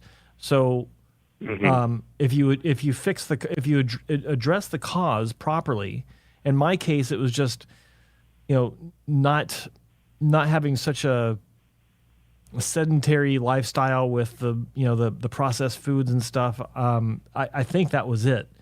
I discovered that on my own, and I've not had the issue since then. I do occasionally, I can feel kind of like a twinge in one area of my scalp. It's in the back lower area above the nape, and it's strange. Like sometimes I'll feel an itch, and it's like, damn it, like it worries me. And then it's gone like 5 minutes later, and then I don't feel it again for another several weeks or so. But every once in a while, it'll start to flare. It doesn't manifest. That's herpes zoster, brother. But no, you're thinking Andrew, and so terrible. Yeah, and my diet isn't 100%, so maybe that's why. But ultimately, finding the source, finding the cause as opposed to the symptom, I think that's the way to go. So maybe talk to your doctor about having a proper allergen test through more than a prick, but like actually having blood work done, and run the battery of tests. And who knows, maybe you'll find something else that you can address, and that will actually take care of the issue. Because how old are you? 28. I'll be 28 in March. Okay. So you've been having this issue since you started puberty, which 15 years, give or take. Yeah. Like holy shit, dude! Like, get serious about it. Like, throw the kitchen sink, find it, treat it, and hopefully hopefully you'll find the root cause of what's going on. It sounds like hocus pocus, but I absolutely believe diet is key to everything. Absolutely everything. Not everyone is going to react and respond to the same diet. So that's why I don't believe in these camps. I don't believe in the vegan versus the carnivore versus the just the animal based. You really have to try it for yourself. But I do know that it seems, at least when it comes to inflammatory conditions, autoimmune issues, things of that nature, it seems like going more animal based with grass fed, grass finished meats works for a lot of people. That's all I can tell you. Yeah. And I know when I'm really strict, and I'm a lot older than you can be my grandson. Can you be? No, not close. No. I am on fleek, man. Like Andrew, we had pizza, all kind of booze, I feel it took me days to recover. I'm still not fully recovered. And it wasn't like we were gorging, just like what normal people eat. Rice, all that stuff. Yeah. Just inflamed. My joints hurt. It's food really fucks you up. All right, brother. Okay. So give us a call. And I don't think it's a bad idea to see Bob Haber to get your scalp checked out. But it does sound like the drug is working for you. Closer? Say that again? In my area, anyone is. I mean, I don't mind to make a 5.5-hour drive, but if there's anyone that you guys respect that's kind of somewhere else that might be a little closer, if you offhand. I don't know anybody offhand. I mean, Bob doesn't even work. Okay. He's not even part of the IHRS. And, like I said, he could be, like Joe said the other day, like he could be a real arrogant guy. And he's very into politics and doesn't love what we do because we're out there telling the truth. But when he says politics, he means industry politics. Industry politics. And, one thing that I will say, because we do tell the truth, is just because a guy's a prick doesn't mean that he's not a good doctor. So we still say you can go check him out. But yeah, I don't know anybody closer. Okay. You know anybody closer? I know that, what's his name, retired in Kentucky. Where is he, Kentucky? Yeah, I'm in Kentucky. No. I'm willing to drive, but I can't find really. I think Dr. Wolf maybe. Jerry Cooley in Charlotte. Okay, Charlotte. Like, are you in Eastern? Yeah, are you in Eastern Kentucky? Yeah. Okay, it's not quite as close as Bob Haber, but it's not terribly far either. And he's a really great doctor. You said Dr. Cooley? Yes. Yeah, Dr. Cooley. Yeah. Jerry Cooley. Yeah, I'll check him out. All right, brother. Good luck. Let us know what happens when you change your diet, if you do. Yeah, absolutely. Sure. Okay, good Thank luck. you guys so much for giving me a call. You got it. Take care. Bye-bye. All right, Take care. my call. Thanks. All right. 888-659-3727. Now, I just want to say something. If this was the radio, call screener would cut that guy off because his phone was fucked up. But I could see he needed help. Yeah. Absolutely. Hey, you're on the air. DB, Who's this? And where are you calling from? Go ahead. What are you going to say, DB? No, I was going to say to DB. I know that psoriasis can't be cured, but treating the what's inflaming it or irritating it and initiating it, that can help to lead to a lot of relief. It's not a cure that we're talking about. Just treating the finding what's triggering it. I disagree. People have changed their lifestyle and their diets have essentially cured their flare-ups. They don't get any more psoriasis flare-ups. It can't happen. So maybe there's no cure on the books, but yeah, it does happen. Caller, you're on the air. Hello, Spencer. Hello, Joe. It's Killian from Ireland. How are you doing? Hey, Killian, what's happening, man? Killian, the hair chemist. Yeah. You know what? I call in about once a year, and it's nice to hear you talking about FUT and FUE. So I thought I'd ring in and just give an update with my own case because I've done both techniques, but I've done a lot of strips, which is unusual these days. It's very unusual, especially for a kid your age, a guy your age.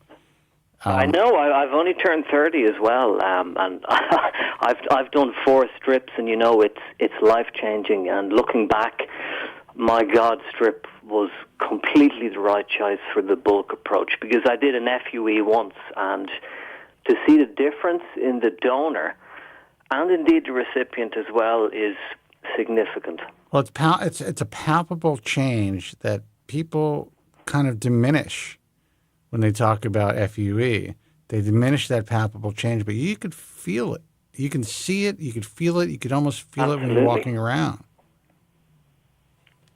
With the FUE, even from, for example, I did 1,000 grafts by FUE, and I did, I think, maybe 5,600 grafts over 4 strips, and with the FUE, you can feel a complete augmentation of the donor area because you're removing groupings of hair. It creates a rather non-uniform feeling to the donor that isn't found in nature. And when you do a strip, you're left with one scar and everything above and below feels the same.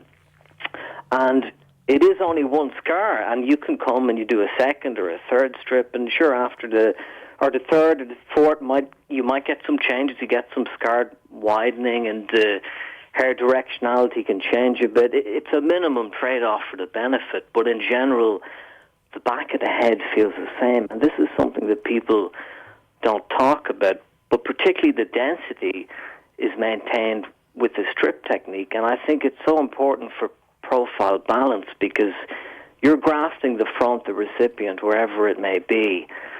And then if you do FUE, you thin the donor each time you do it, and it starts to compound over time, and it's just common sense. It's a technique that I think is very flawed by the design. And when you do strips and you're just left with that one scar each time, you don't affect that profile equilibrium. Look, brother, those are all great points, and you're a guy that's had several strips, and you're also now, in the field with, you have a YouTube channel, you are a American Hair Loss Association trusted content creator, and you're doing a great job, by the way. The information that you're putting out is really, it's top-notch, and it's actually very contradictory to a lot of the stuff that's out there. When I say contradictory, in the minds of those who believe the hype, it's contradictory, but it's appropriate information, it's honest information, it's the reality of how people should be doing their research when they're considering hair transplant surgery. It's unfortunate, and I have people say, because they don't take the time to research me or to watch a program, that I'm somehow anti-FUE, which is hilarious. That happened years ago, too. But it's hilarious because I was the biggest proponent of making sure that FUE came to market. I say this all the time, but I had no idea that there were going to be a relatively small group at the time of sociopaths who were going to get a hold of this procedure and somehow market it to make consumers believe that it was superior to strip simply because they're not going to have a linear scar. Mm-hmm. And there were guys who got in early who were like, this is my ticket. I'm going to offer these kids, these idiots, scarless surgery. They're not going to know what hit them. 10 years down the road, I'll be out of here. Now, this particular guy Bye. isn't. He's still hustling hair. But, you know, I think that was the mentality because the early adopters made a lot of money very quickly and caused a lot of damage. I just got one question, but before I get to it, Killian, I need to do a shout out to Annie. Hi, Annie. Thanks for watching. Killian, I got one question, buddy. When is the next surgery, and will it be connecting your eyebrows to your hairline? Legit question. You know, because you got funny, you got the strongest, you got the second strongest eyebrows behind Andrew Zarian, and your hairline is intensely thick and low. I've never seen hair like this kid. Those eyebrows are due to oral minoxidil. I kid you not. My eyebrows, about maybe 3 or 4 years ago, they were on the way out, and I took oral minoxidil because it's systemic. It will act on the eyebrows. It acts on the melanocytes, so it darkens them, and it lengthens anagen.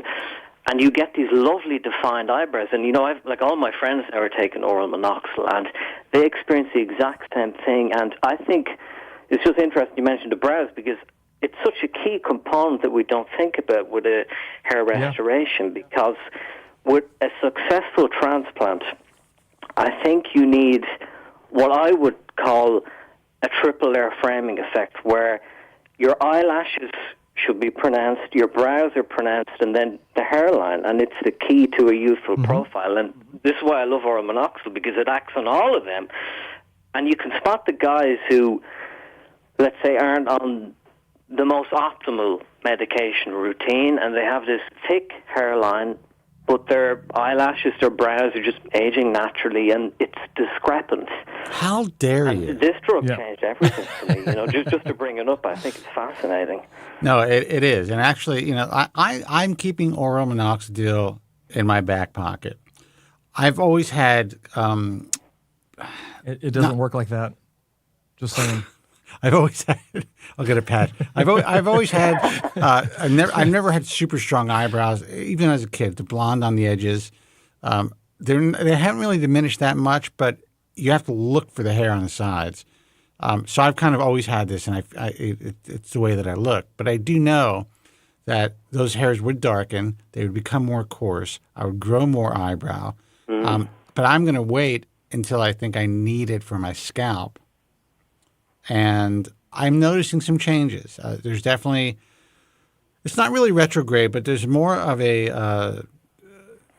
senile alopecia things are starting to approach a wall, or I may not be, it doesn't appear to be the progression of male pattern hair loss, but it just seems to be like my hair is getting slightly thinner in diameter all over. The donor, while it's not miniaturized, is slightly thinner, more see-through when it's wet.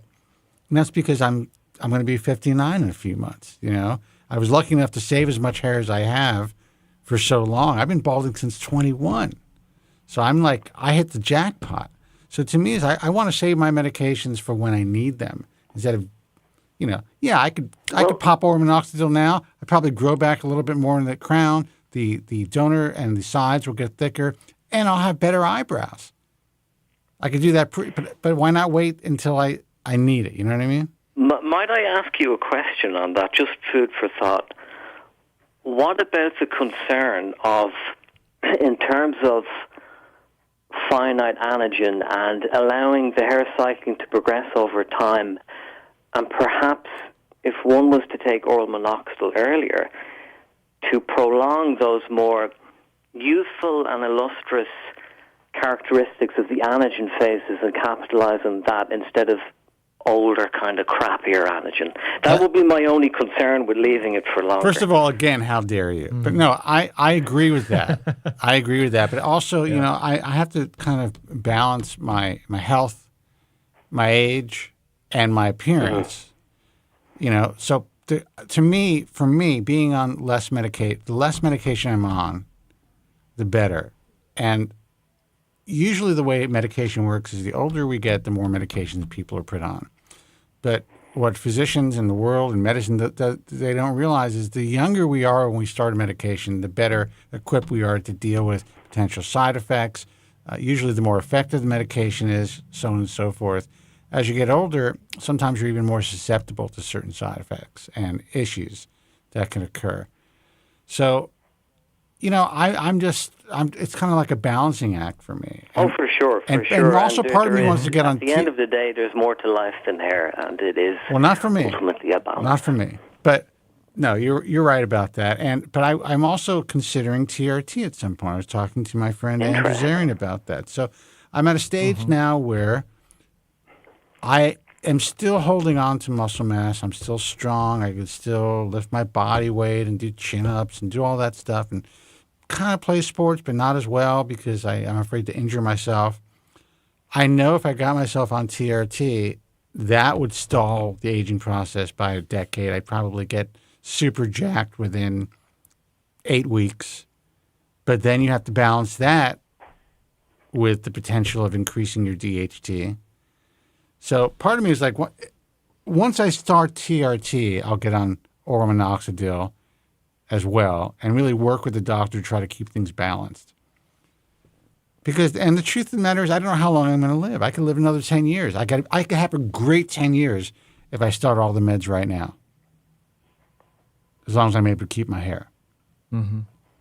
So I don't really listen. Long story short, I don't know what the fuck to do really. I've been doing really well on finasteride. I do think about what you say, Killian, about anagen phase and keeping the most youthful anagen phases for as long as possible. Mine are getting crappier. I have certain areas of my own head where, because when I was progressing, you know, I got on the medication young, but of course, you catch it always when it's a bit late, and it's a progressive condition. These things are not a cure. And I don't give a shit what the studies say. You're going to lose your hair on finasteride. You know, this is a perception issue. By the nature of the drug, by the nature of how miniaturization works and the affinity, the bind DHT at the anagen receptor, blah, blah, blah, you will always lose your hair. And when you take these drugs, they just slow down the process, and you still go through hair cycling, and it's all finite. But there are great, useful therapies to, you know, hold on to youth for longer and essentially age slower in terms of hair and your aesthetic than everyone else who has miniaturization and doesn't take these drugs. But, it's funny. I had Dave Asprey. I did an interview with him, and he's a big biohacking guy. And, you know, I mean, listen, he's always been a nice guy with me. I think even the term biohacking kind of is cringy for me. But I asked him straight out, because he didn't do well on finasteride. He decided not to take it. He had a hair transplant. He's not on finasteride. And I said, but Dave, isn't finasteride really the first true anti-aging drug that was approved by the FDA? And he's like, well, I wouldn't call it an anti-aging drug. I'm like, oh, I would. You are slowing down the progression of the aging of thousands of, you know, hundreds of thousands of organs. It's a Wnt activator, so by definition, it is anti-aging. Absolutely. 100%. And I actually believe that being on it long term, I know the guys that started it younger, and this is anecdotal, they seem to have younger skin, who've been on it for longer periods of time. They definitely have younger hair. And so I think there's something absolutely anti-aging about this besides just what it's doing to our hair. No, definitely. I mean, whereas minoxidil actually is, according to some people, expediting the aging process. Because I've had people talk about how their skin is drier in their face. It's usually wrinkles. topical, though. Yeah, but I've not heard anything to the contrary with like I've not heard anyone say on oral, but not on oral. Like I've not had anyone say that they've not had any issues with that. What does a hair chemist say? Hair chemist. What do you think? I've personally never experienced these side effects on oral minoxidil, and I think oral minoxidil has a couple of more benefits, probably beyond hair for our health. I mean, one of it is it's obviously a vasodilator, and in terms of reducing the chance of stroke, for example, there's a clinic near me where it's Hair Restoration Black Rock, and all of the physicians there take oral minoxidil, the older men, because it reduces the chance of stroke. I find that interesting. But in terms of aging aesthetically in the skin, I don't see how it would necessarily do that. I mean, when you increase vasodilation, you have growth factors in blood that go towards natural things such as angiogenesis, so you get an increase in this, a plethora of that. So if anything, it should be more beneficial towards these biological processes, I would think. Well, I'm getting to a point, and I was talking to Andrew Zarin about this. We were just hanging out, loaded, sitting on my couch, talking about this stuff. And I'm considering, again, I'm becoming a man of a certain age. Maybe I'll wait till I'm 60. I still think, and I know that you want to catch everything early, but even if I catch the current anagen phase, if I'm able to hold on to this for another 10, 15 years, I'd be stoked. So maybe if I do start TRT, or when I start TRT, that's when I will add low-dose oral minoxidil and just go for it. I'll just see a doc, have a regular guy here in LA, just be monitored. I'll end up like that crazy anti-aging guy. He's got Brian Johnson, that chap. He's got lasers in his house. He's got like translucent skin now. Translucent skin. Yeah, he looks ethereal looking. Yeah, it's wild. Yeah, it's a good way to put it. Yeah. No, I look at your hair. I see what you've done. You're a young guy. I think a lot of young guys can learn from you. Sometimes I think they may be more attracted to you than they are to, looking at two old guys talk about this. But I think the combination is really important because we have the experience in this industry. Joe has old school repair experience, and we know where all the bodies are buried.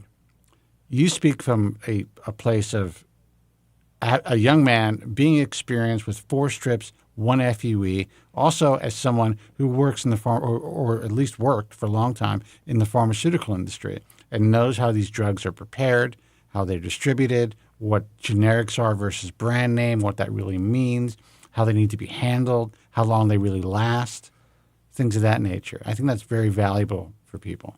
Yeah. I learned from all of you guys, and I only have my strips because many, many years ago, listening to what Joe and yourself was saying, and it was common sense. And as well, listening to Alan Feller, this is the reason I went down the whole bulk strip route. And in terms of the whole process, I think it's very simple, and I think people overcomplicate this so much, and they do silly things. They spend months or years on these stupid forums reading about things, reading studies. You don't need to do this. We know that the drugs work.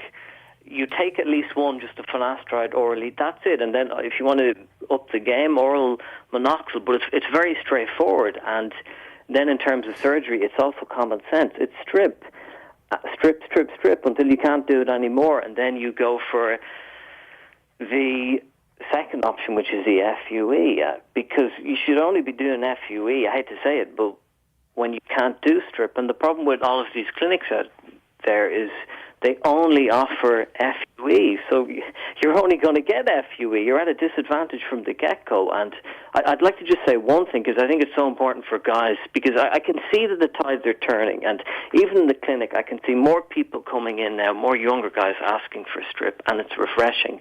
But what strip will do is not will it just preserve your donor and allow you to have less of a trade-off over time, not have that horrible compounding effect, but it will also give a thicker result in the front. It's more beautiful because the occipital donor hair is a thicker hair shaft caliber.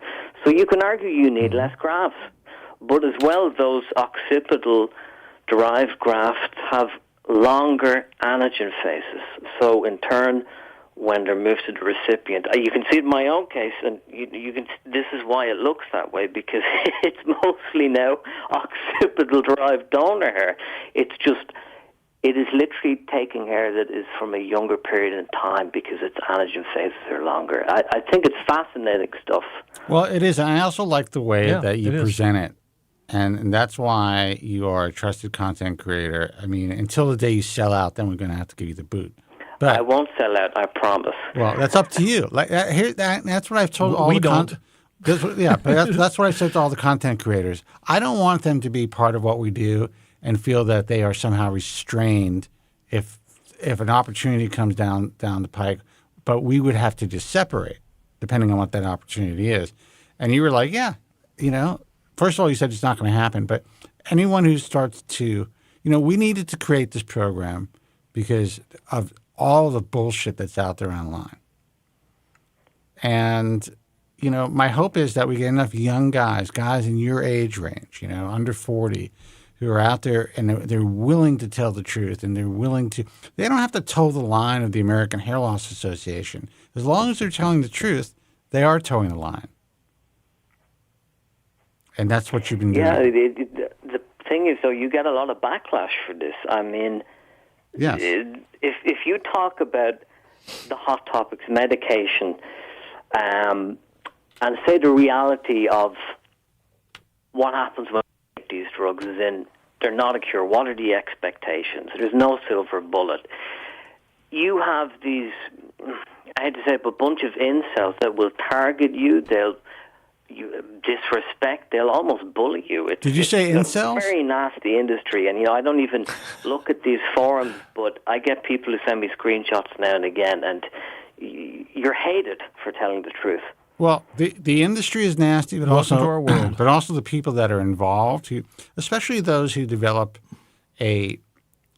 some sort of a platform, or they moderate platforms, or they want to feel. This is the only place in their world that they could have some sort of power, not in the real world. So they abuse people. They will bash people like you or people who are out there, providing common sense information for critical thinkers. It's just the way that it is, man. Yeah, and the more you're out there, Killian, the more shit you're going to get. And God forbid if you've made any money in this industry. Holy shit. Forget about it. Yeah. So that's just the way it is, man. Welcome to our world. But you're doing a great job. We're going to take another call. Yeah, I appreciate it. Well, good catching up, and I'll try and call in and not leave it till 2025. Dude, you're the best. Keep doing what you're doing, all right? Take care, Killian. Thanks very much. Bye-bye. I'm going to start going on to surgery soon. You guys have a great evening. Pleasure talking to you as always. All right, brother. Take care. Take care. See you now. Bye-bye. Guy's got great pipes, by the way. He sounds great on the microphone. It's unbelievable. Absolutely. We're going to take one more call. Do you have time?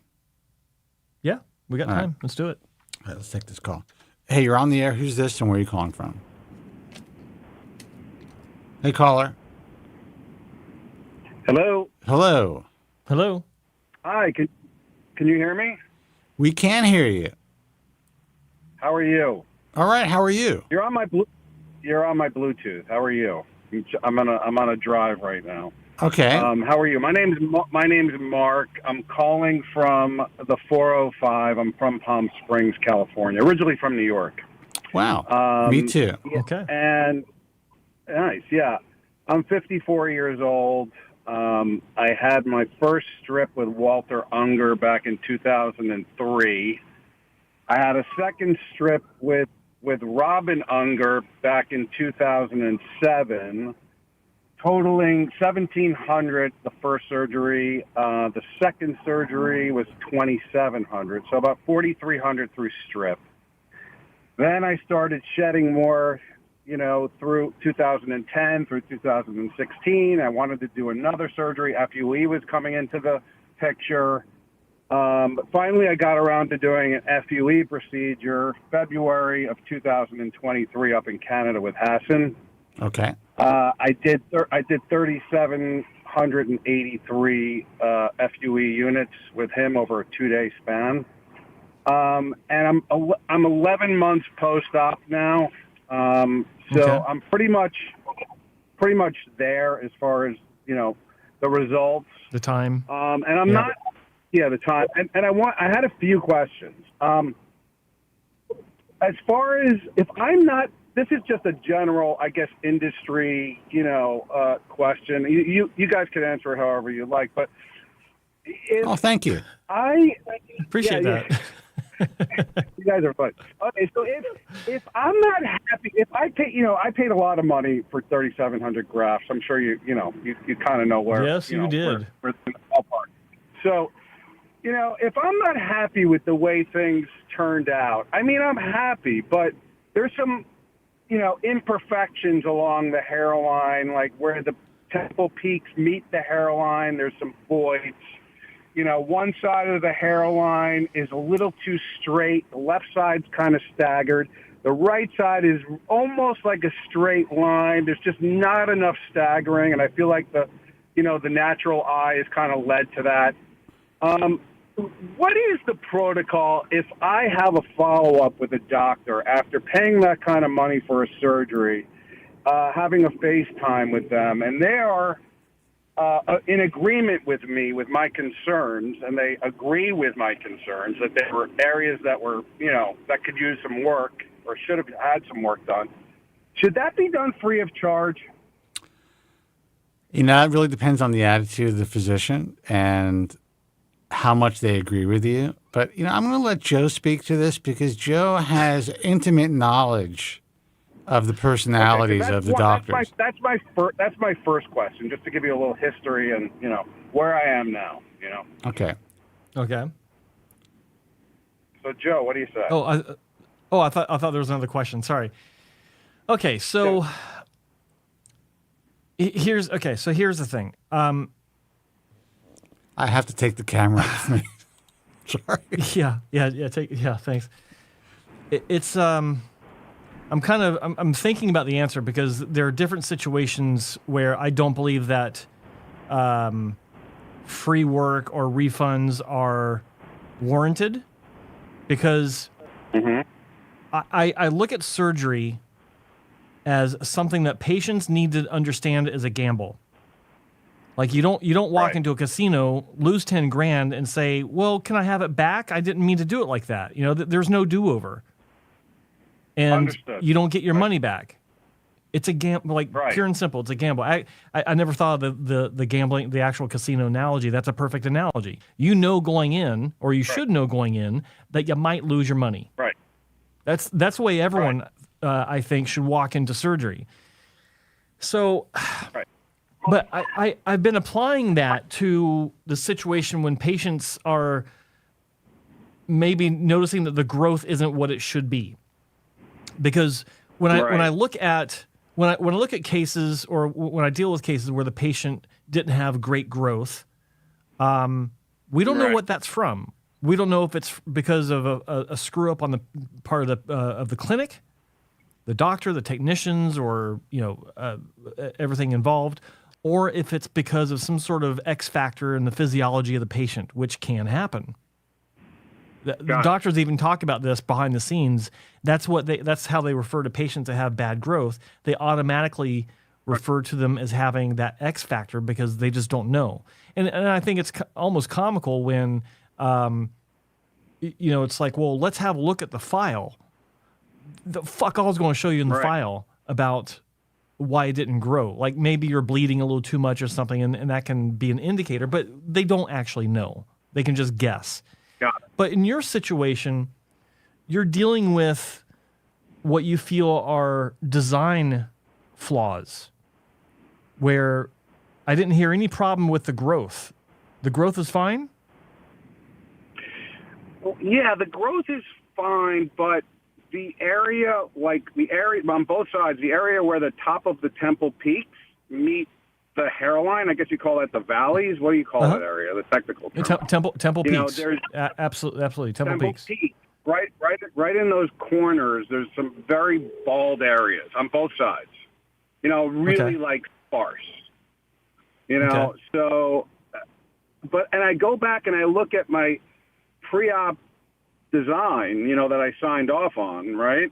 And I look at, you know, how it, you know, post-op pictures. It looks like, for the most part, that area was filled in, you know? So, you know, in retrospect, I kind of think maybe, it, you know, now that I'm speaking to you about it, maybe it was partially me, you know, and how my body reacted to it. But I don't really know. Well, we don't know that. You know? It could have been the technician that was placing the grafts. Is this the situation in both temple peaks or just one?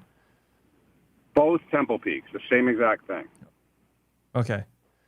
It could have been the doctor's fault because because when you're looking at the temple peak, when you're transitioning from the hairline into the temple in that temple peak, there's a radiant to the pattern of placement with the incisions that has to be made, and maybe it was an X factor where your skin tissue can't handle that type of incision that has to be made, or maybe it was his hand. Who knows? Like it could be either or. But for both temple peaks, hang on. For both temple peaks to have the same problem, that doesn't seem like an X factor to me. Okay, I just forgot. When I was speaking, I spoke to the doctor that performed Hassan the surgery, you know, 11 months ago, about a week ago. We did a FaceTime, you know, as a follow-up. Yeah. And I voiced to him my concerns. I showed it to him through the FaceTime, and he agreed with me. And he actually said to me that he purposely didn't go into those areas because he was concerned about planting those areas because of some sort of angulation from prior surgery. Okay, that makes sense. But you said that you saw those grafts were actually that area was actually filled in with grafts. It's hard. It's kind of hard to tell. You know what I'm saying from the pictures. I mean, I'm just kind of guessing from the pre-op and post-op pictures. But you know, I mean, I can't really tell. You know, but so he made the incisions and then decided. Bear with me. No. So he made the incisions in the temple peaks.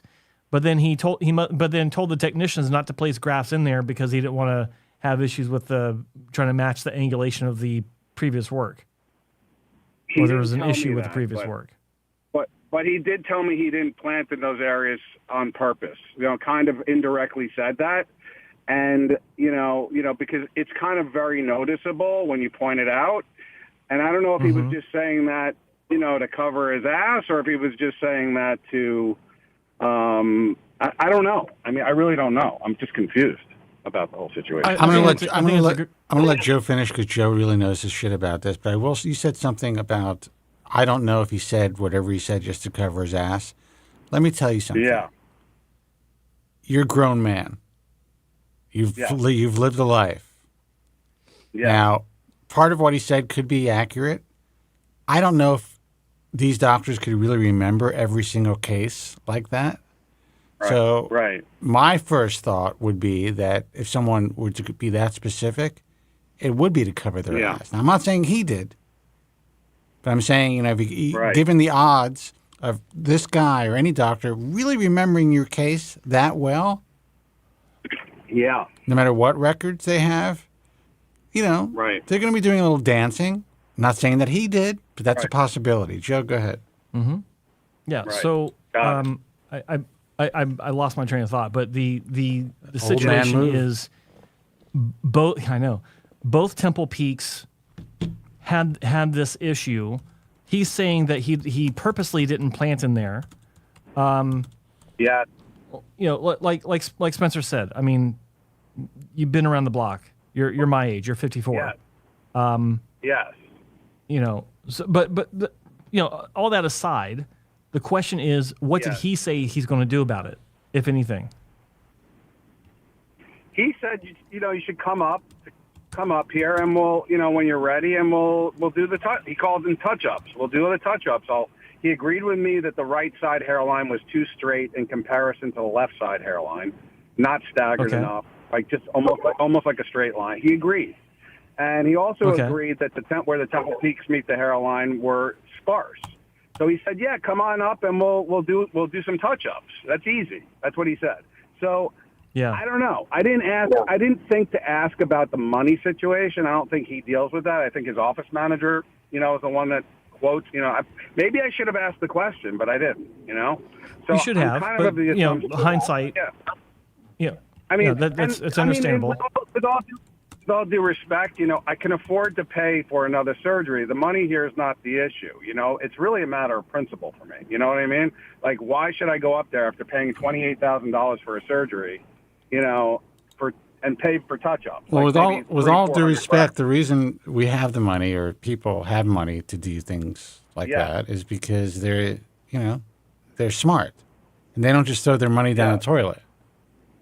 Right. I will say this, okay? If you, God, he's gonna be so pissed if you he's gonna be pissed when I say this. If you look at his history online. And even my history when I worked at the clinic, there was a pride that was taken in what's called the one pass result, meaning that you only need to go into one area one time before you can move on to rest of the scalp for surgery. So like if you're Norwood 6 or Norwood 5, you do the front, you're done. You do the back, you're done. One pass result refers to any area that's being worked on.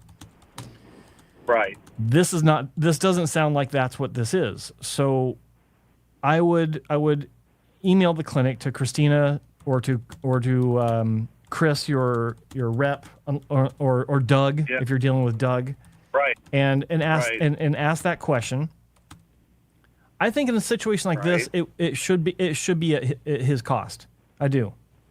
Right. Yeah, that's what I was thinking. Yeah, because Can I ask you another question? I'm sorry. Go ahead. Go ahead. Well, I was just going to say, if one side doesn't match the other, it looks too straight, and he agreed to it, then he should own up to it. He's probably okay. All right, got it. So now I'm 11 months post-op. I'm in LA for the last 2 days. I just saw McAndrews and I saw Hughes.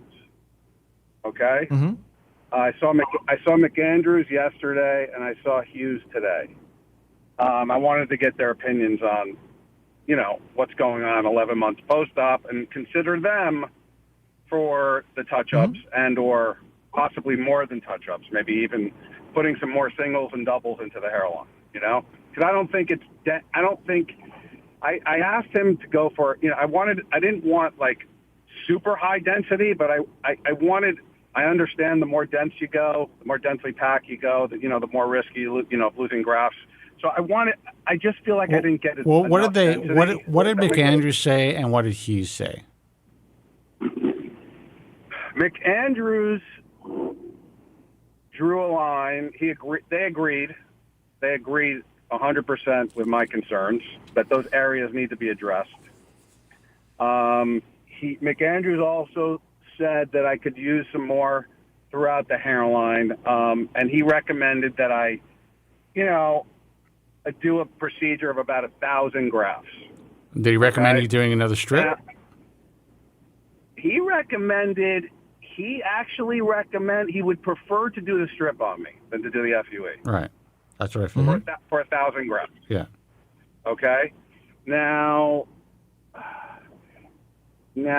Hughes, on the other hand, you know, as you know, probably he doesn't do FUT. Right.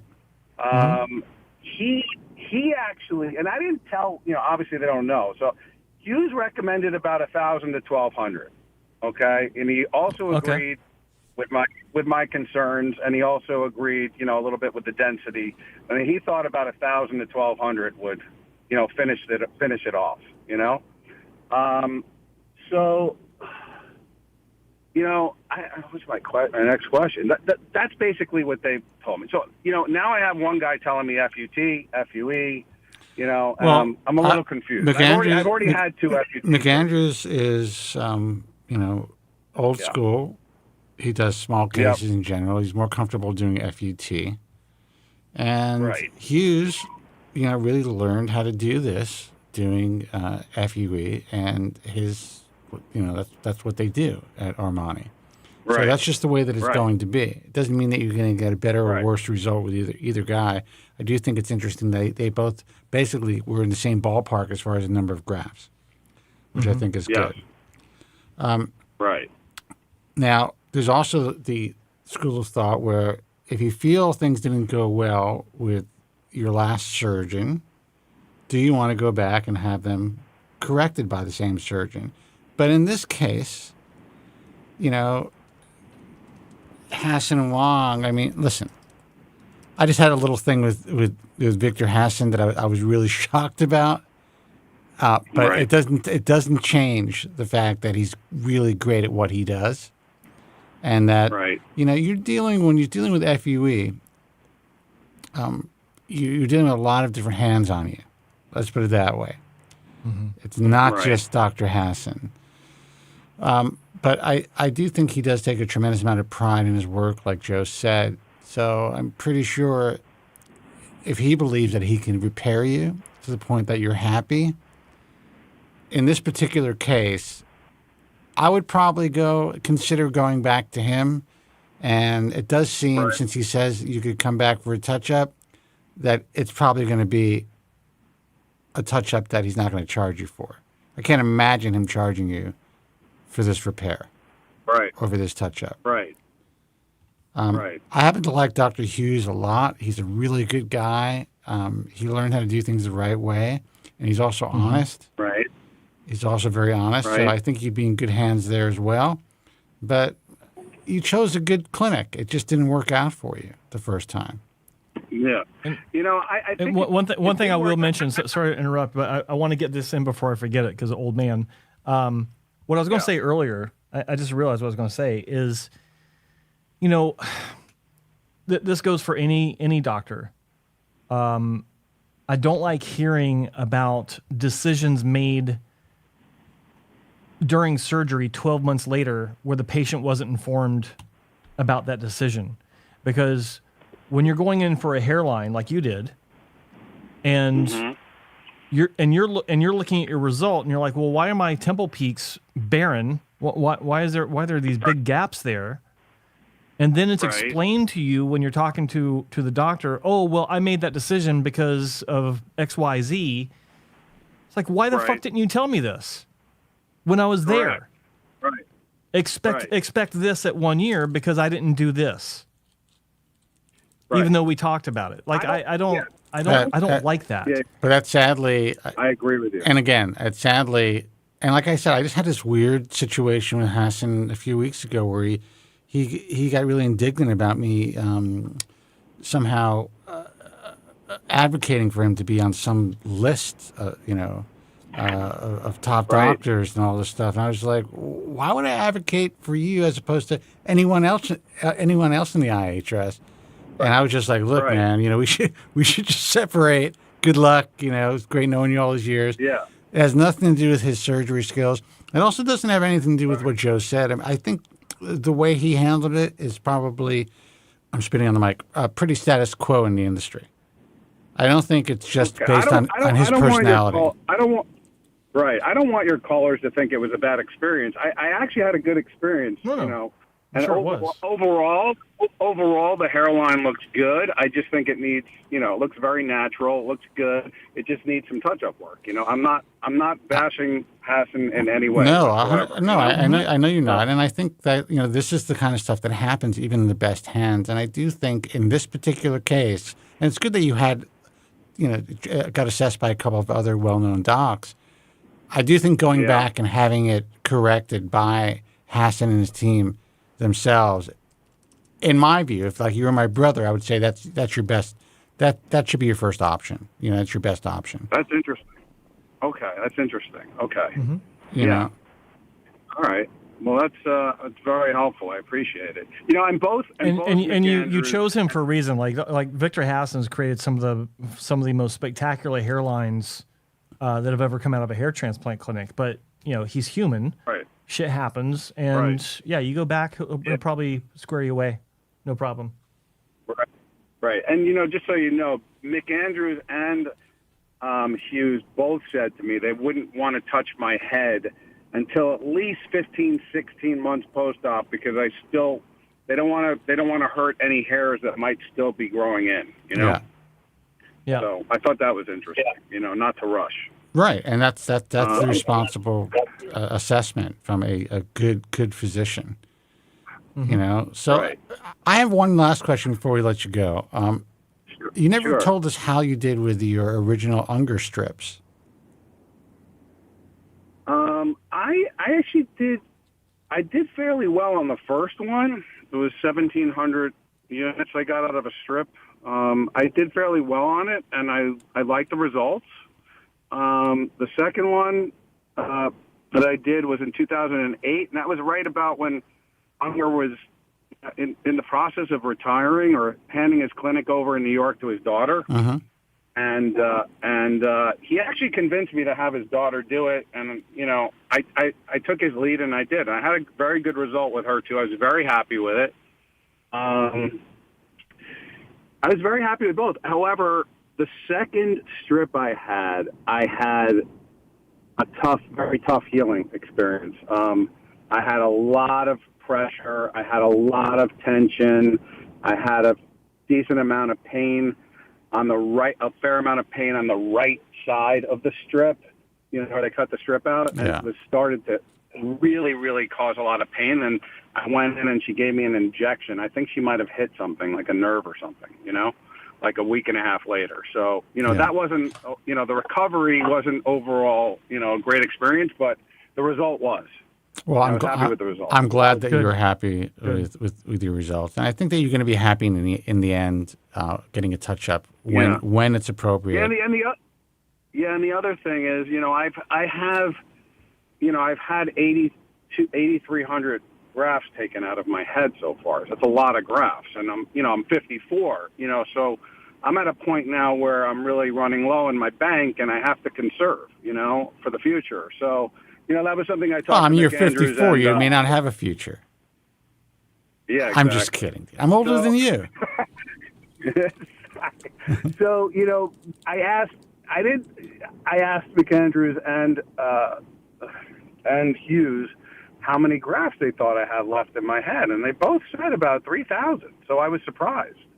So to use 1,000 now, to straighten things out, I think. I wouldn't use that many if I only had 1,000 left. If you know what I'm saying, I'd like to conserve. And it's interesting. You may need less. If you're looking to, I'm kind of confused because are they talking about thickening your hairline, like adding density, or just to break up that the linear nature of that right side hairline? Because it sounds like it's two different things here. Yeah, they're talking about breaking up the linear nature of the right side hairline, fixing the peaks, right, where it's kind of barren. And they said in the interim, they think I could use some more singles and doubles throughout the existing hairline to thicken it up a little bit, to get a little. So that's where the 1,000 comes from. Is your hair? Do you happen to have dark, coarse hair? Very dark, coarse hair. I mean, not black, but dark brown, coarse hair. Yeah. Okay. Dark brown. Yeah. Yeah, the better the density leading up to the frontal hairline, the better. And that answers my question. I thank you. I'm just kind of surprised at the number, because just kind of like if it was simply just making the hairline less linear, that should be no more than just a couple hundred grafts at most, because you're adding some irregularity in front of an existing hairline. Right. And then, I'm just guessing 20, 30 grafts in each temple peak just to kind of fill in a little spot there. So like for it to one be or two- 1,000 to one or two- 1,200, that was kind of surprising. Well, I can tell you why it's not. I tell you why it's not surprising to me. I can tell you why it's not surprising to me. And let's face it, even the best surgeons out there, they want to make their surgery time, the fact that they're paying their staff, the fact that they're spending their day or however many hours on the surgery, worth their while. So that's a very safe number. It's a relatively low number. They can correct your issues within that number range and add a little bit more density. So Exactly. to these guys, they're like, you know what? They're probably not going to even take you on for less than 1,000 grafts. That's just the way that it is. Well, there's that too. Yeah. So to me, again, that's another reason why, if you want to save your grafts and keep that in the donor bank, it's best to get a top up or corrected by Hassan himself. And I can tell you, based on I've known the guy for 23, 25 years, whatever, when he first applied to us. Yeah. I mean, he's good at what he does. It just wasn't perfect for you this time. So. Right. Did he give a number that he would shoot for to fix what's going on? I did. You know what? I have to get on another call with him because I have a few more things that I need to ask him before I go up there. Yeah, I agree. Like, I don't think it hurts to use maybe another, 700, 800, 1,000 grafts. If I have 3 left, I have 2,000 left for my 50s and 60s and 70s and 80s. So I don't know. I guess, I just have to think about how I want to use them, Well, yeah, that's good thinking. That's the way you got to think, man. And hopefully, they're if you're hanging out with the kids, they think that there's going to be unlimited donor within a year. So, I don't think. Yeah, no, exactly. I don't think that's going to be the case, though, bro. So I think you're thinking you're a smart guy, and you've been through the mill already. Well, not the mill, but you've been through a few rounds of this. Yeah. So you know what you're dealing with. Yeah. So you wouldn't prefer? I mean, you wouldn't recommend? I know you're leaning towards Hass. You think that's the right way to go. I kind of think I agree with you. But of the other two, you don't think it go wrong either way, right? I don't think you can go wrong either way. Right. I mean, McAndrews told me I have a strip already. I have a linear scar, but the problem is my linear scar is very, very good. She did a really good job with it. It didn't spread. It's almost, it's barely noticeable. I mean, let me tell you something.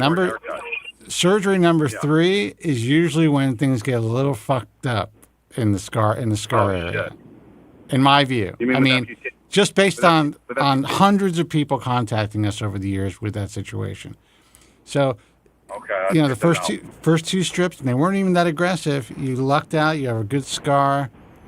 If you're only getting a small number of grafts moved, and you have enough density to continue to create a good mosaic of FUE, then that may be the way to go. Yeah, in this situation, that's what I think. I agree with you. It sounds a little rough to do an FUT procedure for 1,000 or less grafts. I think, given the fact that you've already had 2 and you had a problem with your last one, but luckily it healed well. And I'm pro FUT, as you know. I just think that you may not want to push that envelope. Yeah, I think you're right.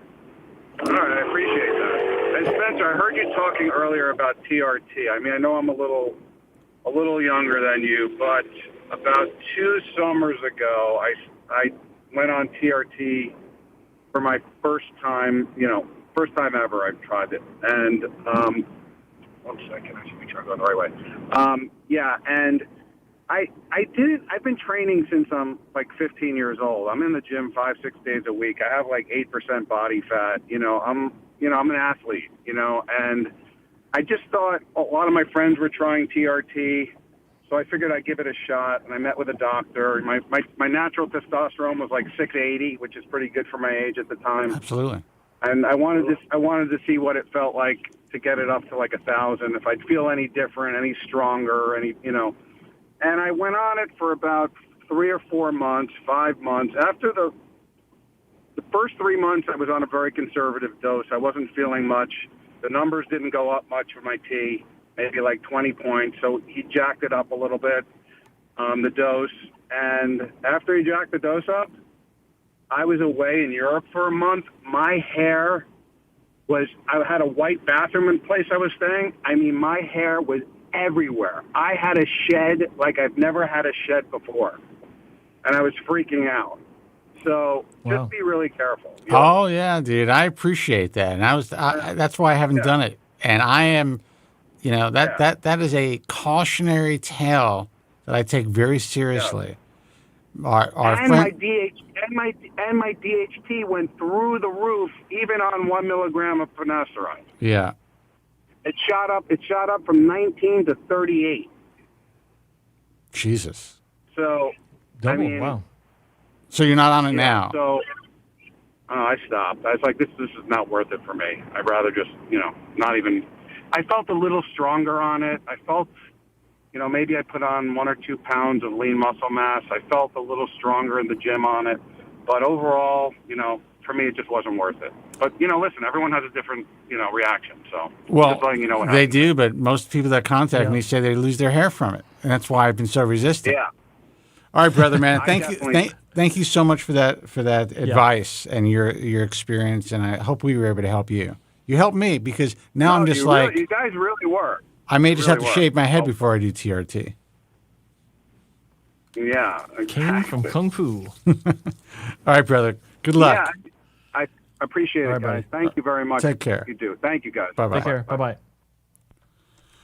We're going to call it a night. Guys, I appreciate you guys holding on, trying to get through. We had a busy show tonight. There's someone holding on right now. We're going to call it a night. Yeah. It's a little late, 5:44. So officially 2 hours and 20 minutes we've been on. And I do think that I'm looking at the video on your YouTube. I think it's slightly crisper with this new card, this new video card. Is there any upscaling going on your end? Upscaling meaning it's got a brand new signal. Is it better? Oh no, signal's the same, but it's a brand new, better like gaming card. Okay, but can it play Crysis? Sorry, that's a gaming thing. Yeah, can it run Crysis? No idea. I don't know what that means. It's probably funny though if I was in the game. All right, guys. It is hilarious. Yeah. Hold on. Let me hang up on this. Sorry, guys. We're going to hang up on you. All right, guys. We're going to call it a night. Until next time, be strong. Oh, by the way, if you're tuning into the broadcast, not watching it on Joe's channel, go to the hair transplant channel. That's youtube.com/hair transplant mentor. I know that's weird because it's the hair transplant channel, but that's youtube.com/hair transplant mentor. Subscribe to the show, to the page, ring the bell, do what you got to do. We got to get more people watching this show. Period. There's too much bullshit out there. This is the year to get more people watching the show. Now, I'm not going to do it myself on my own YouTube channel or anything like that because that's too much trouble. But I'm still going to turn on this camera and this microphone and do my thing with Joe. And I think you should share this information. Also, follow me on Instagram at Spencer Kobren. Follow Joe. He's going to tell you how to follow him. Joe Tillman Official. Joe Tillman Official. Let's get this thing started. Let's get this rolling for 2024. Let's get people connected to the truth so they don't get screwed up. Or at least they have a fighting chance not to. Fighting chance. Until next time, guys, be strong. God bless. And thank you guys so much for listening. Have a good night. Thank you very much. I'm sorry for any inconvenience you may have been put to prior to the programme, and I'm glad you enjoyed it. And if you could now leave by the exits at the rear, that'd be splendid. Thank you. Good night.